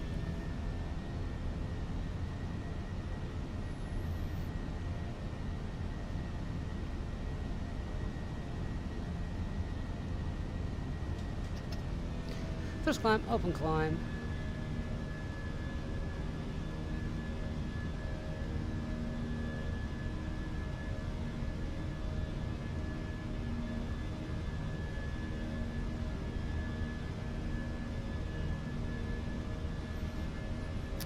Total speed 160 knots.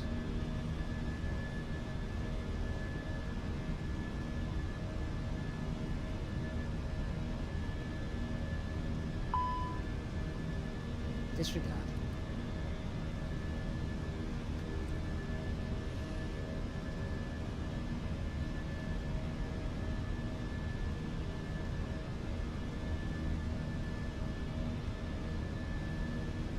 Likewise says be careful of the mounting on our right. Well, the go-around track should keep us nice and safely away from that.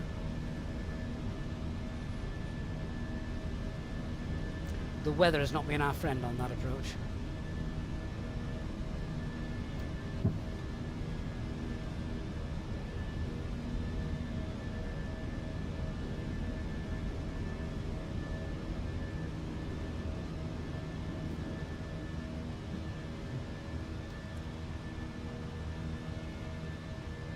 Now, the real problem is, look at the fuel. We've got 2.7 tons. Do I think I can actually make that landing? I don't see this weather changing. This weather is awful. So, realistically, I'm thinking no. That's not going to happen. I'm not happy to do that. Right, max speed now, we've got 210 knots here, 160 as we pass this.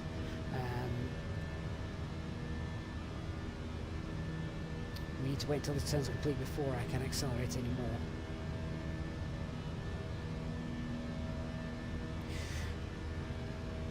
Honestly, didn't expect the weather to be that bad. I thought it'd be okay.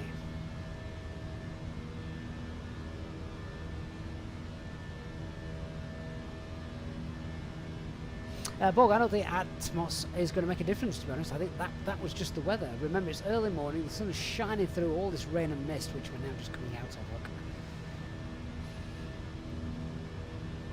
Right, let's continue climbing flight level 150.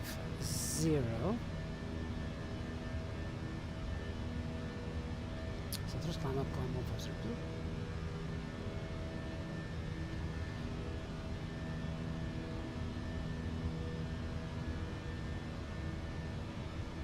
I'm going to set S speed.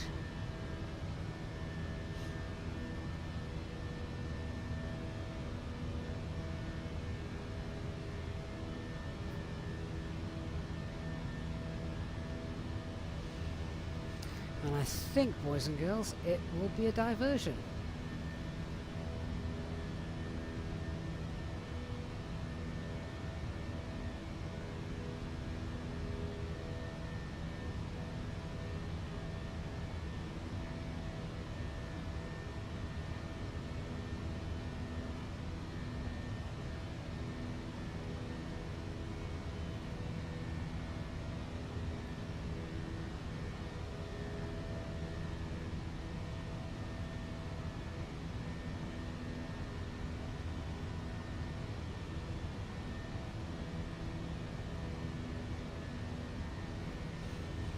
So given what the weather was right there, I'm thinking heading down to, where is it, November Zulu, Delta November.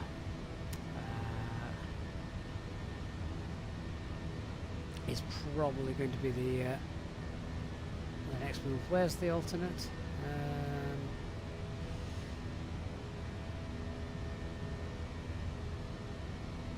Oh, Christchurch. Christchurch is the alternate.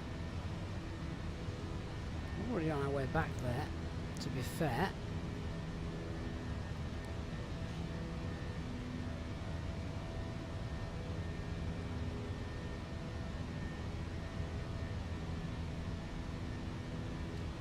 So then what we would look to do is get our operational flight plan.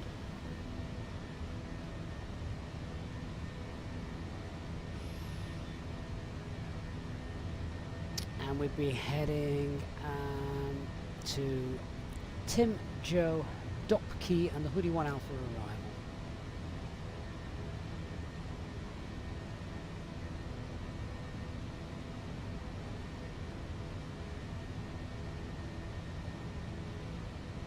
So I'm going to call that, given the fuel that we've got.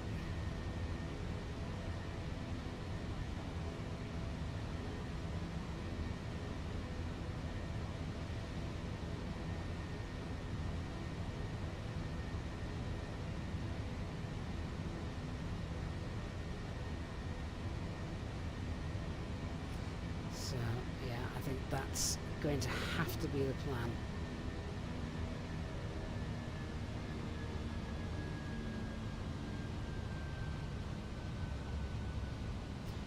We're inbound to 527, then outbox.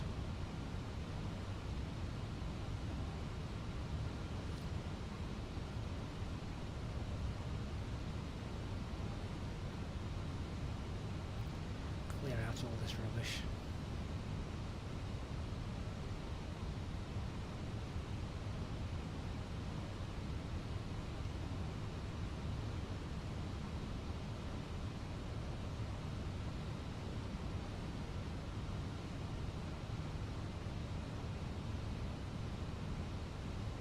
Question 70 Devil past 7000, Wellington proper departure, Wellington flight level, flight for Christchurch.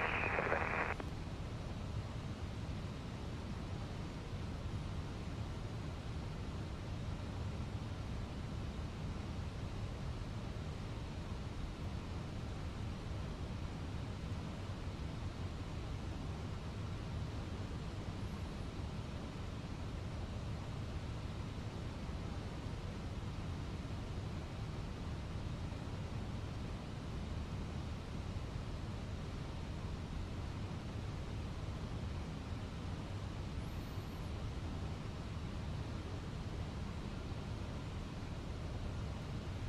So after 527,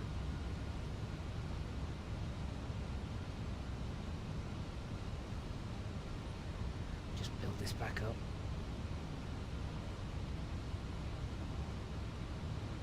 And you get this from your operational flight plan. Egg-Fock, Tim Joe. Oh! Yes, can't go there. That place doesn't exist.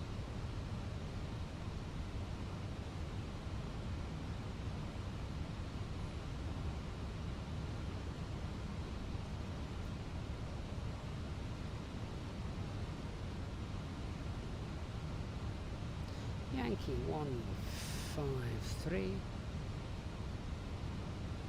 to Dopke.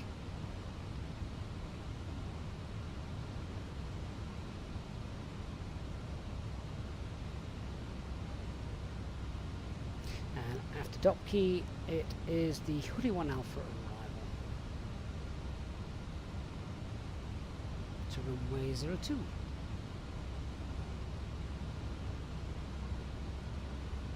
And of course, that doesn't exist because we've got an out-of-date AirX cycle.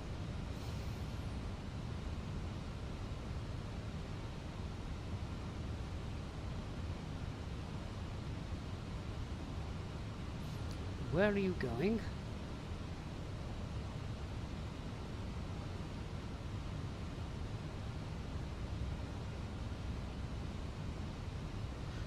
we go. Back around towards Timju. What will our fuel situation be when we get there?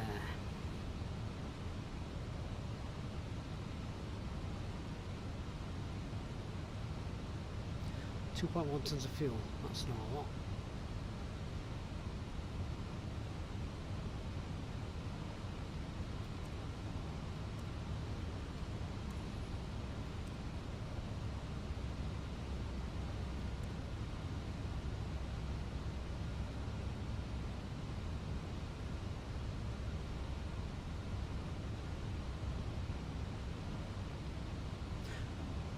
Unfortunately, we're not getting an updated fuel prediction, which is not nice.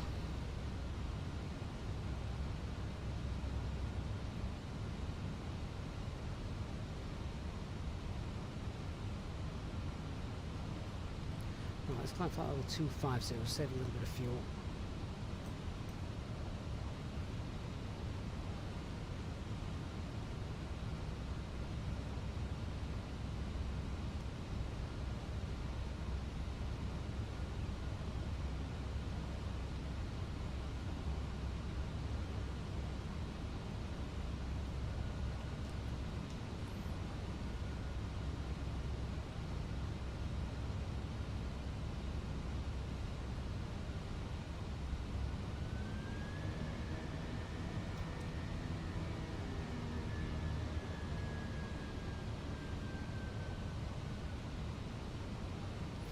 we should have had it, or we should have got enough fuel to get there.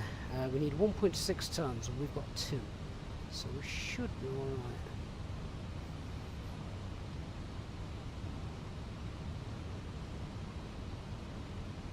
Just climb up and climb. I thought we already done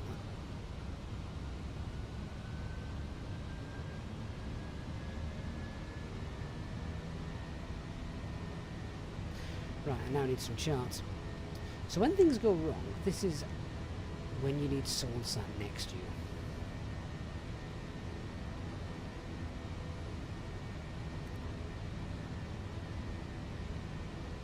Not quite sure why I'm not getting an updated fuel information, which is a little bit of a concern.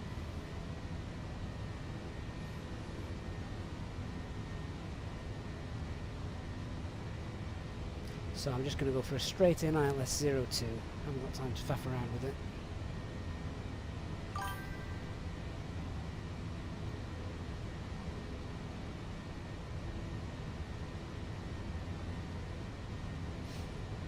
Fruitbat, it's not even allowing us to do managed speed at the moment. In fact, do you know what? I bet I know why. Oh no, it isn't the climb phase. Yeah, it's not giving us a managed speed at all.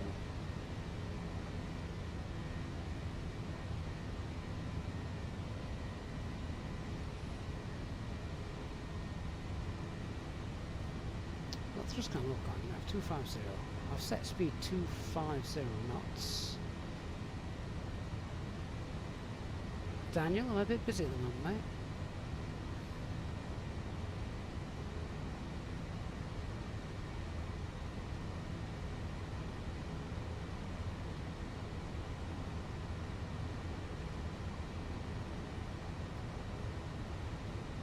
Bit strange.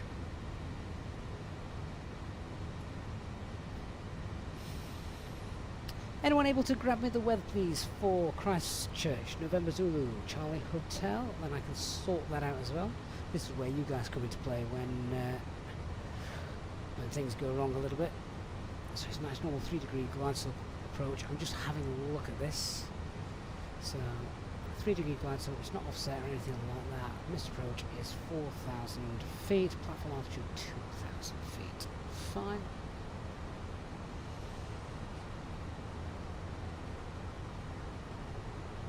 Fruit bat, thank you.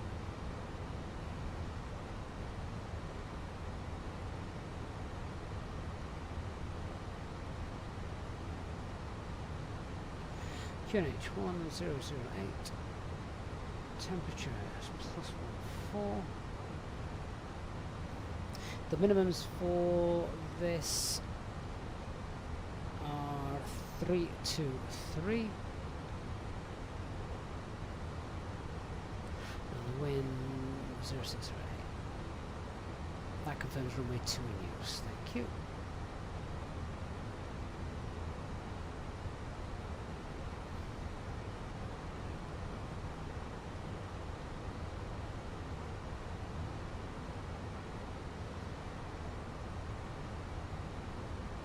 And of course, with the IE engines, when climbing, the fuel flow is much higher than that of the CFM engines.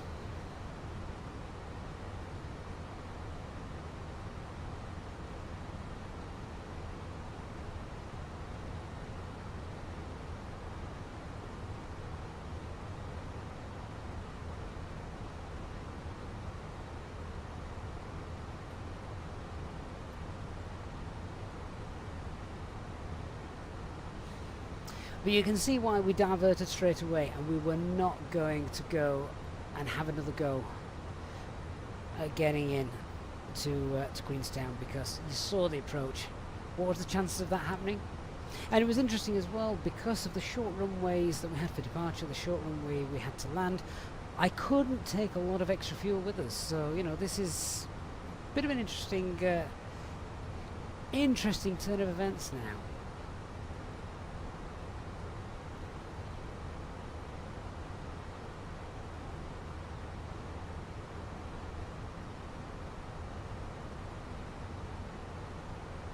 I'm still not overly happy with the fuel.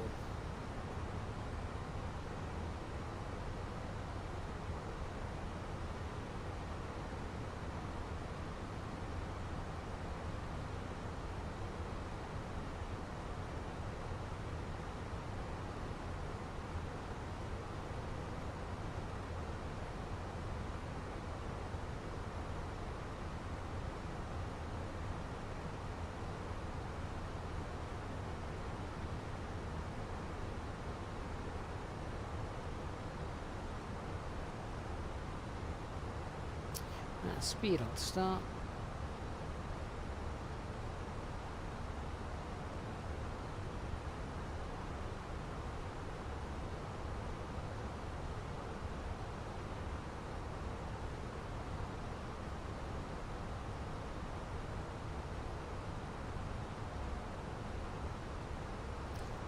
I reckon we've got about 40 minutes endurance and one chance of landing.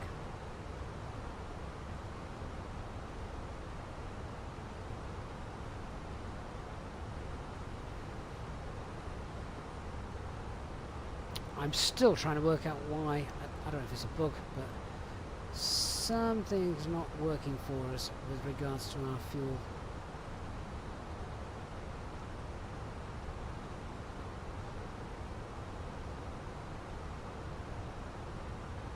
We didn't have any extra fuel time or anything like that.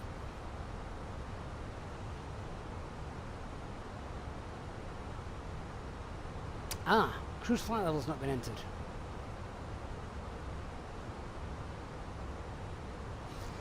There we go. 1.1. Okay, that's fine.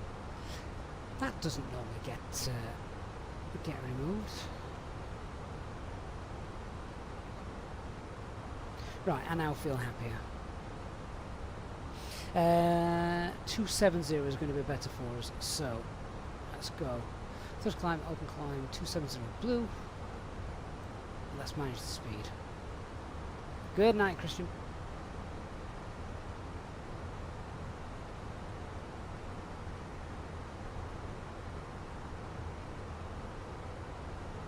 Subsonic, will I be getting 24 on release? Yeah, definitely. Well, this has turned into a slightly different stream than I had planned. I should have beer in bed by now.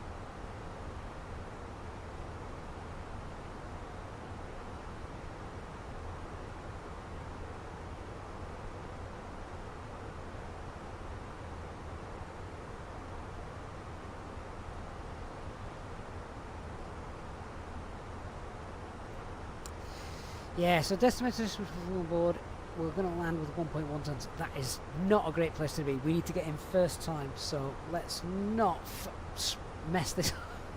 Let's not mess this up.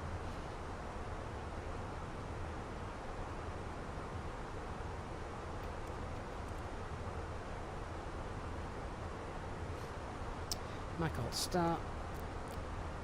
And just to help me with this, New Zealand, Christchurch 02.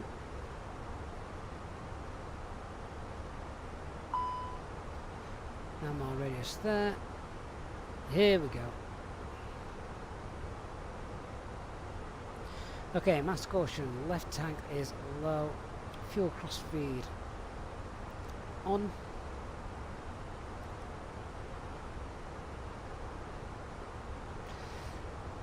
Left tank pump off, left tank pump 2 off.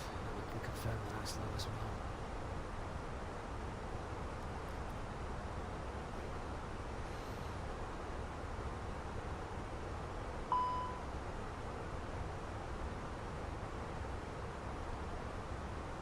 Engine motor selected to ignition.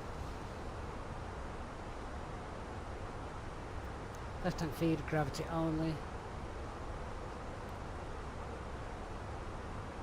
Okay, so when left tank fuel is required, left tank feed gravity only. We know that it is indeed low. Okay. Clear recam.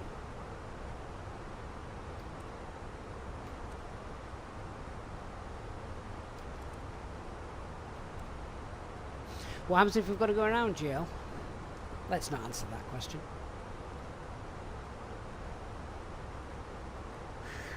Borg, how did I manage to handle the computers and input all the data accurately? To be honest, Borg, I didn't. There was a few things that I messed up because I was trying to do the work of 2 people, which is why pilots are trying to advocate as much as possible. Don't cut us down to a one-man crew. You've just seen what happened there. I wasn't talking to you. I was concentrating on trying to fly the aircraft, set up for another approach. Land ASAP. I know.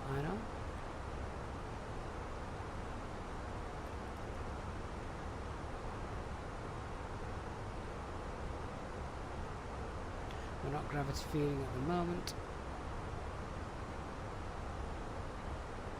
Cancel master caution.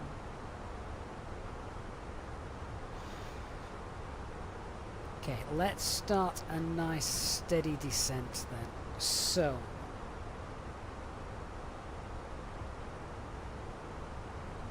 thrust idle, which is great. Open descent, down we go. And so I can plan this approach, I'm actually going to wind this all the way down to 3,000 feet. See where this is and use the lowest VS I can get away with.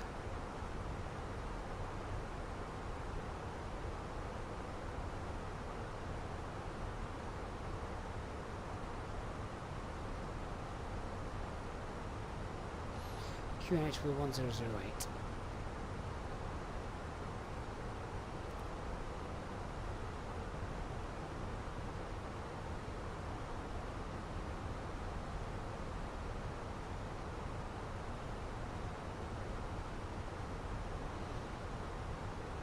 Also means you're not getting much chance to look out of the window at the beautiful scenery that we've got.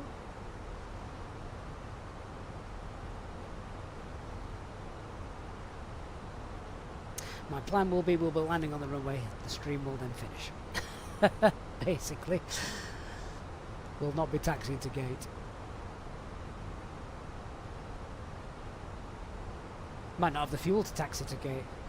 A tug can come and relieve us. Updated QNH from Fruit Bat is now 1007. Thank you.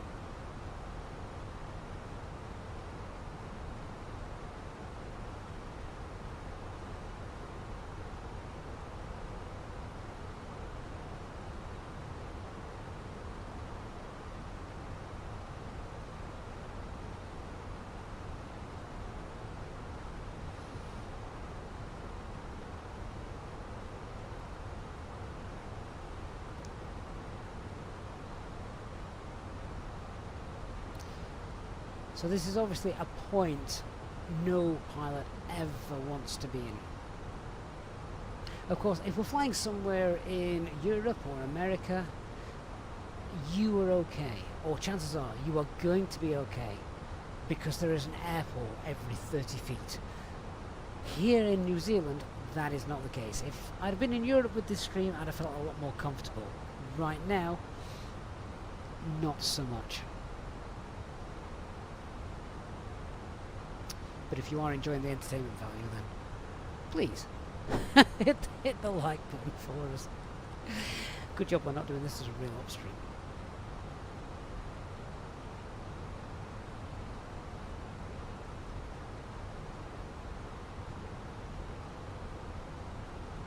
So even on idle thrust, I'm burning about 800 kilograms an hour.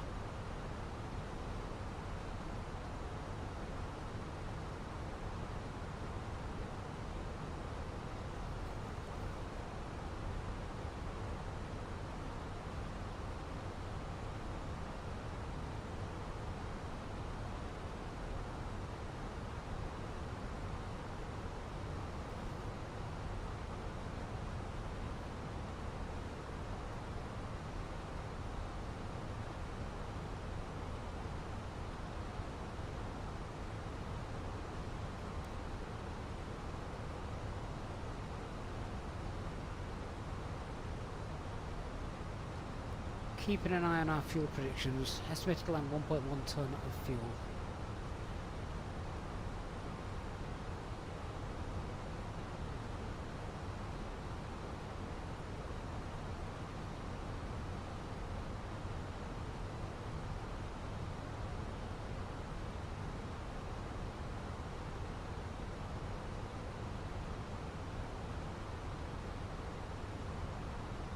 Captain, what happened when we made the go around? In what sense, Captain H&W?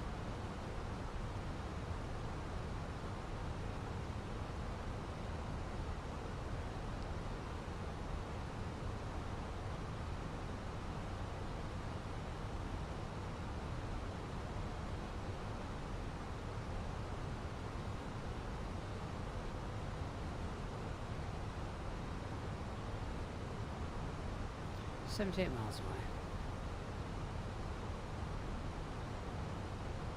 Oh, the reason for the go-around was we couldn't see the runway. That's why we made a go-around, if that's what you were asking. Jordan, so airlines only put enough fuel in for descent altitude. What happens if plop hits the fan like this in real life? Well, yeah. The problem with this flight was we were taking off from a very short runway, so we couldn't load any more fuel. It would have been too heavy. We were also landing on a short runway as well. So there are limitations. And this is stuff you've got to think about in the real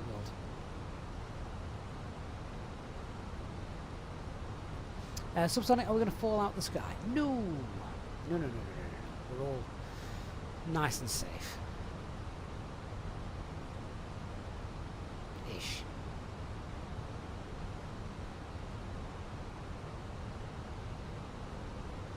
Ask me in about 15 minutes.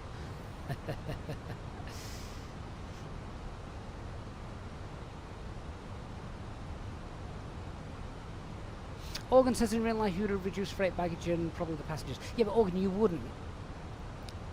You wouldn't have done it because the weather looked fine. So there was no need to take lots of extra fuel. You didn't need it. Bear in mind we've also got enough fuel to get to the alternate as well, which is what we are doing. We're just going to be below CNR.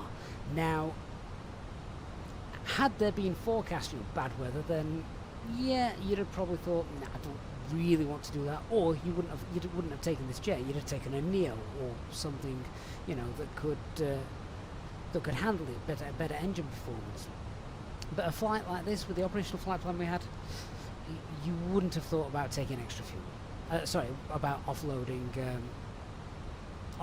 passengers and cargo. There wasn't any need. Sometimes things happen, and it's actually quite nice to see those things happen in the sim sometimes, because it's sort of a bit of an insight into what can go wrong. Matt Sprang said, no, I just use Microsoft Flight Simulator.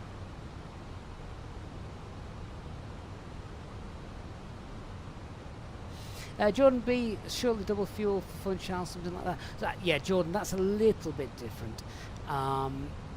Usually you are flying on, you're taking off from a decent sized runway.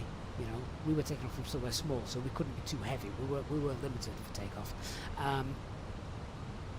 And you're usually planning your alternate somewhere like Tenerife or the Canary Islands, so you've got a good wad of fuel there as well. Plus which, if you're taking off flying to Funchal and you know the weather is going to be just on the limits as whether you can get in or not, then that is the point when yes, you're going to load your aircraft up as heavy as you can.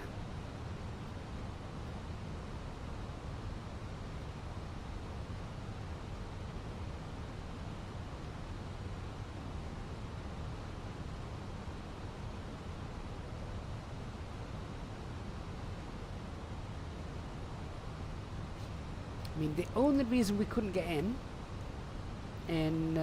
Queenstown was because it was raining, and the problem was as well. If you think about this, had it been the evening, the sun would have been behind us, so we wouldn't have had the glare. The problem was we got the glare. The sun was right in our face, and with the rain clouds there, we just couldn't see anything. Had the sun been behind us in the evening, we would probably have got a visual.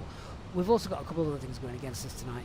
The AirAct cycle is out of date and completely wrong compared to the charts that I've got, thanks to a mess up with the Zobo and the nav data. So that obviously wouldn't happen in real life. So there are mitigating circumstances.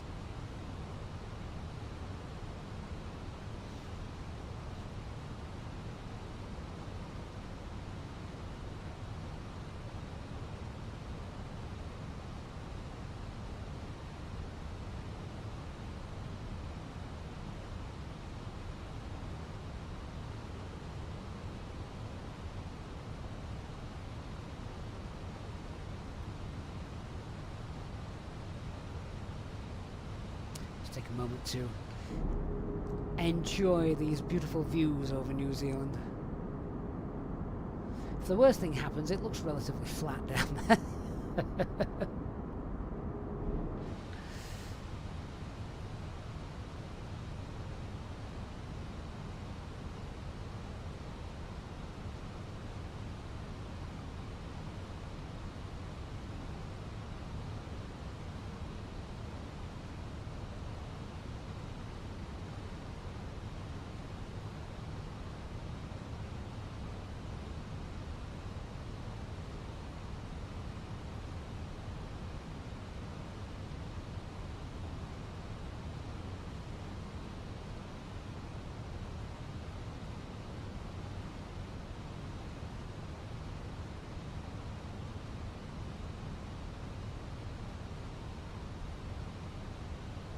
Right, nearing 10,000 feet.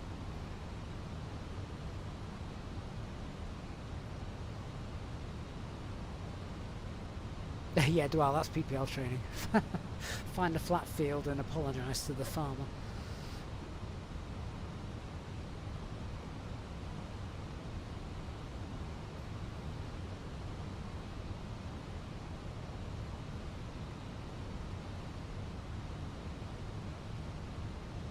Okay, so full speed, 250 knots.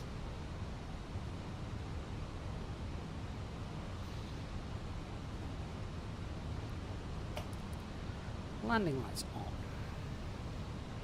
Activate the approach phase.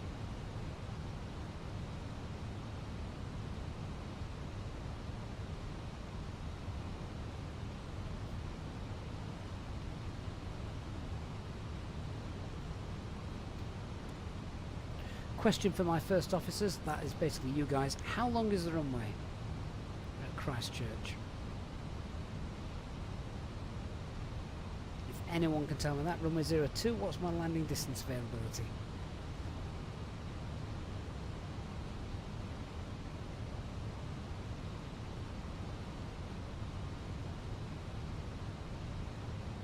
So we now want to basically try and glide as far as we can at idle thrust.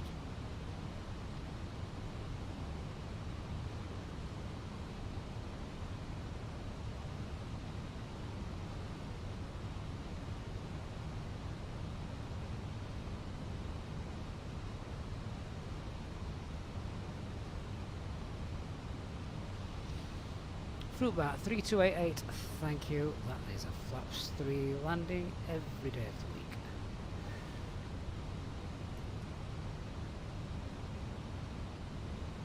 Which is a bit more fuel efficient.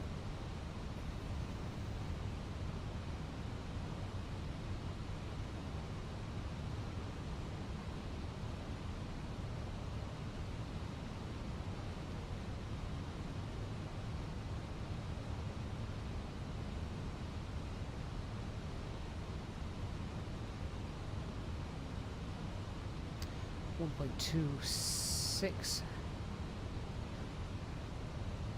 tons of fuel left in the tanks.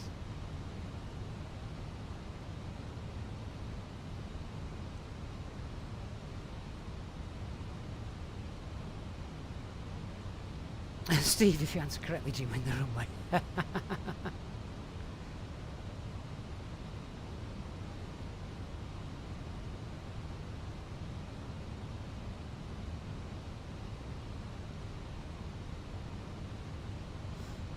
Wow, that sounds awful.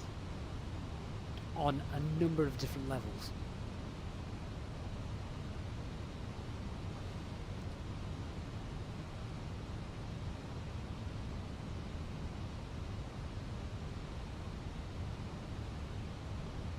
Organ, I know that.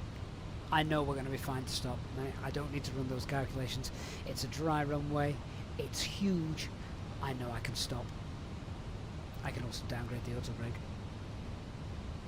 Right, let's run the approach checklist again. So the bar of QNH now is 1007. Seatbelt signs are on.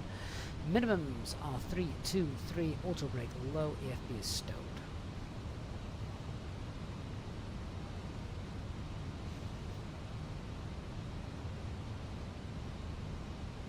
Organ, no, you don't need to do it. Not legally. you need to do a dispatch landing calculation. That you have to do. That is a legality. However, we wouldn't have done that for this airport as the alternate, particularly given the length of the... if we knew we could stop in Queenstown, we know for definite that we can stop at Christchurch.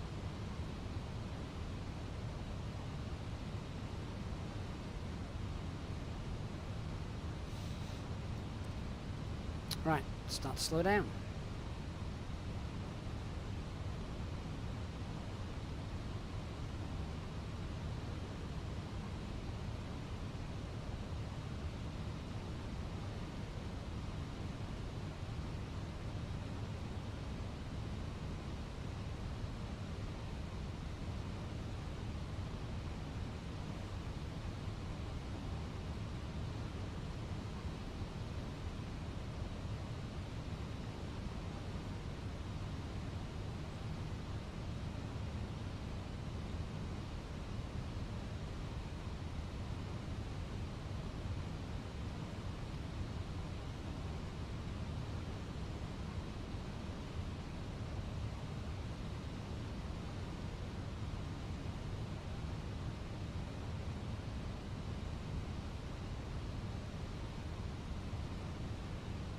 So at this point, we just want a nice normal landing like every other flight we've ever done.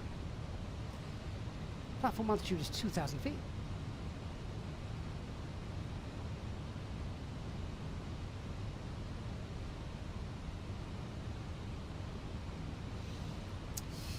Yeah, Organ, to be fair though, mate, if we run off the end of a 3.5 kilometre runway, then I don't think my landing distance calculation is going to be the issue. Something else will be seriously wrong if that's the case.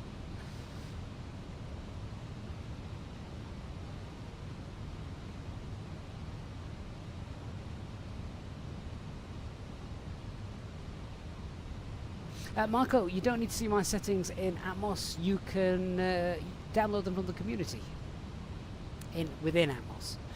Right, that's nice. We're really just slap bang on that glide slope now, as you can see. So that's working fine. I'm just going to pull VS on 700 feet, so we'll hold that for now.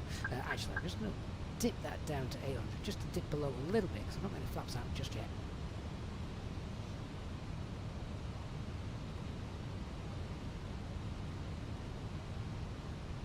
As I said, platform altitude is 2,000 feet, so I'm happy to set that.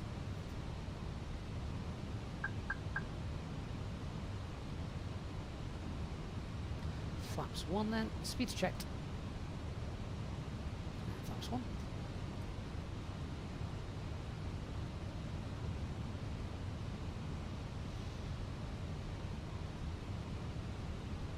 What a beautiful view.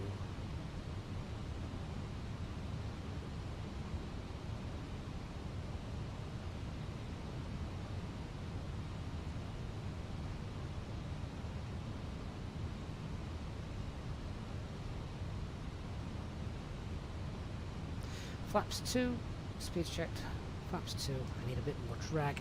Full speed, 180. You need flaps 2 out before 2,000 feet anyway, as part of SOPs.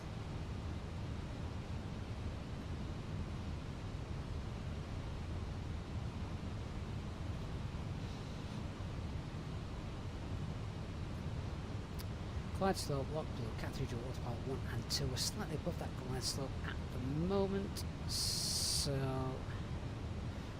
that speed's fine. I'm just going to wind that VS down a fraction just to keep up with that.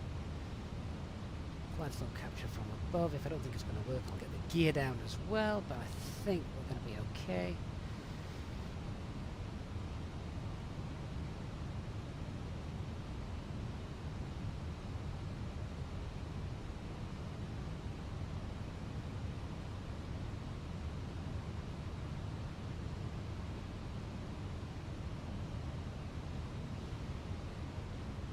Should get a full house. There we go. Glide slope start. Lock start. That's what I wanted.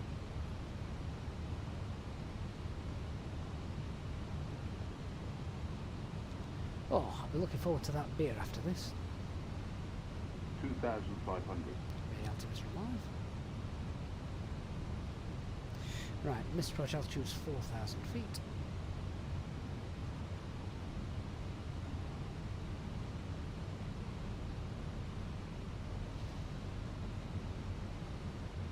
And the runway is just in sight. Much more in sight than the last attempt we had.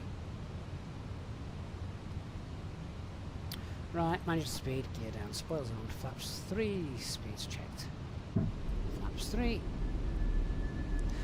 Let's get this thing down. Emergency decision. The winds are not bad. Should something go wrong with this landing, we will take off. It's nice and quiet, there's no terrain ahead of us, it's VMC. I will make a 180 and come back in on the opposite runway like I'm flying a Cessna.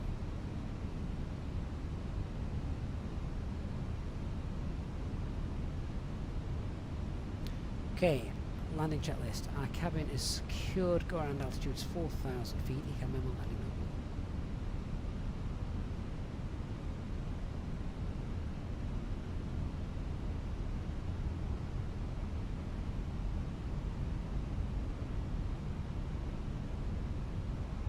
.1 tons of fuel in the tanks.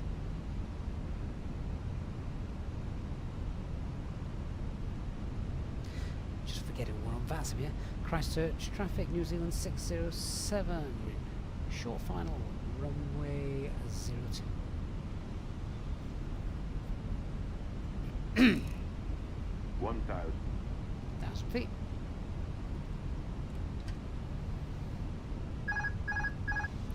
Water off, have control.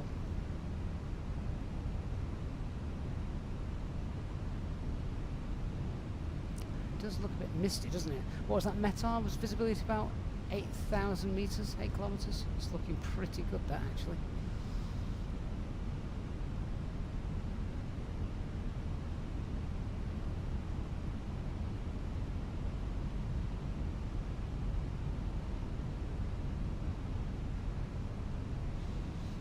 Just spun around a little bit, blown us off.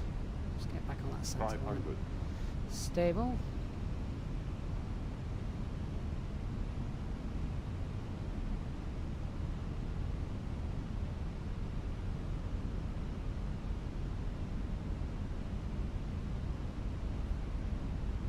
Hundred above.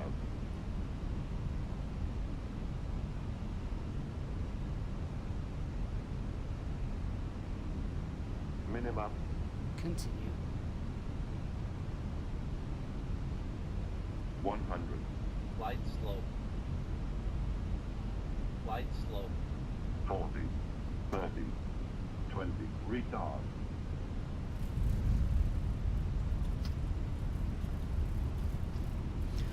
What a beautiful sound. Okay, spoilers, screen, decel.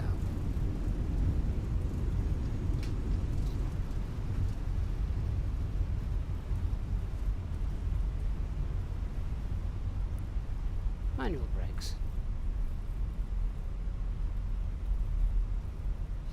Ladies and gentlemen, welcome to the wrong airport.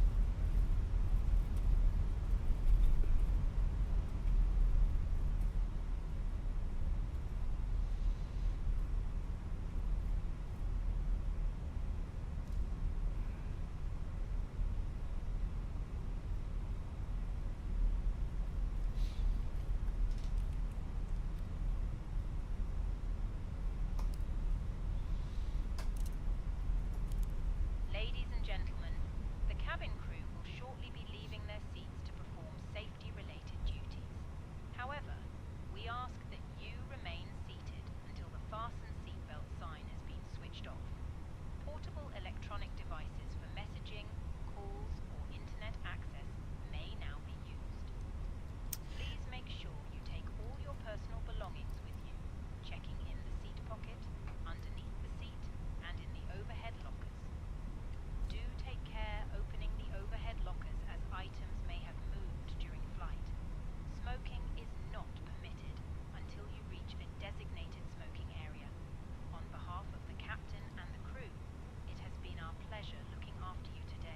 I'm not sure pleasure is the right word. Well, guys, that was different, wasn't it?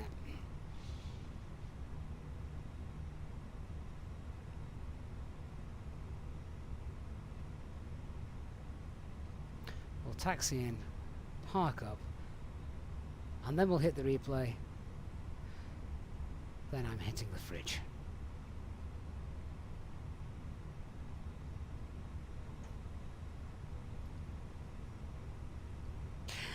So, if you are just joining us, yeah, we weren't meant to land here. Weather in Queenstown was not in our favour. Didn't work for us. Couldn't land. Air cycle wasn't right. It was a complete mess. So we've gone around. We have come here, and well, we made it with the perfect amount of fuel left on board. Look at that. It's not what you want to see. It's not what you want to see. But we're all safe, and the passengers will have no idea how close they came to falling out of the sky. Well, guys, thank you so much for joining me tonight. Jordan says not seen a default airport for a while. I know. Obviously, I did not have scenery in for this airport. I'm going to come off VATSIM as well now, as we were on VATSIM at the time. But yeah, the idea was to showcase Rex Atmos. We weren't doing a real ops flight tonight, but yeah, it would have been interesting if it had been a real ops flight tonight, because things would have been well, things would have been done a little bit differently. But I'm going to leave you with the replay for the landing. But yeah, thank you for joining us. If you have enjoyed Rex Atmos and what it looks like, etc., then do check it out. The link in the video description down below. There's also a discount code on screen as well, which you can, of course, you can use. And yeah, I'm going to leave you with this beautiful view. I will very quickly just turn off Atmos so you can see what it looks like. This would be the default view. That is default. That is what it looks like without Atmos in. Live weather, of course. And this then is what it looks like with Atmos. So there you go. Hopefully you'll see the difference. I think that fog looks really good as well. That is really neat. So guys, thank you so much for watching. Hope you have enjoyed the stream. My next live stream, as always, will be advertised on our Discord server. So yeah, if you're not already on our Discord server, please do join, and I look forward to seeing you all again on the next one. I will leave you with this replay, which that is, of course, Parallel 42's SimFX, which also looks stunning as well. Thanks so much, everyone, for all your support as per usual. I look forward to seeing you on the next time, when hopefully we will land at our actual destination and not be worrying about fuel. Have a good evening, everyone. Good night.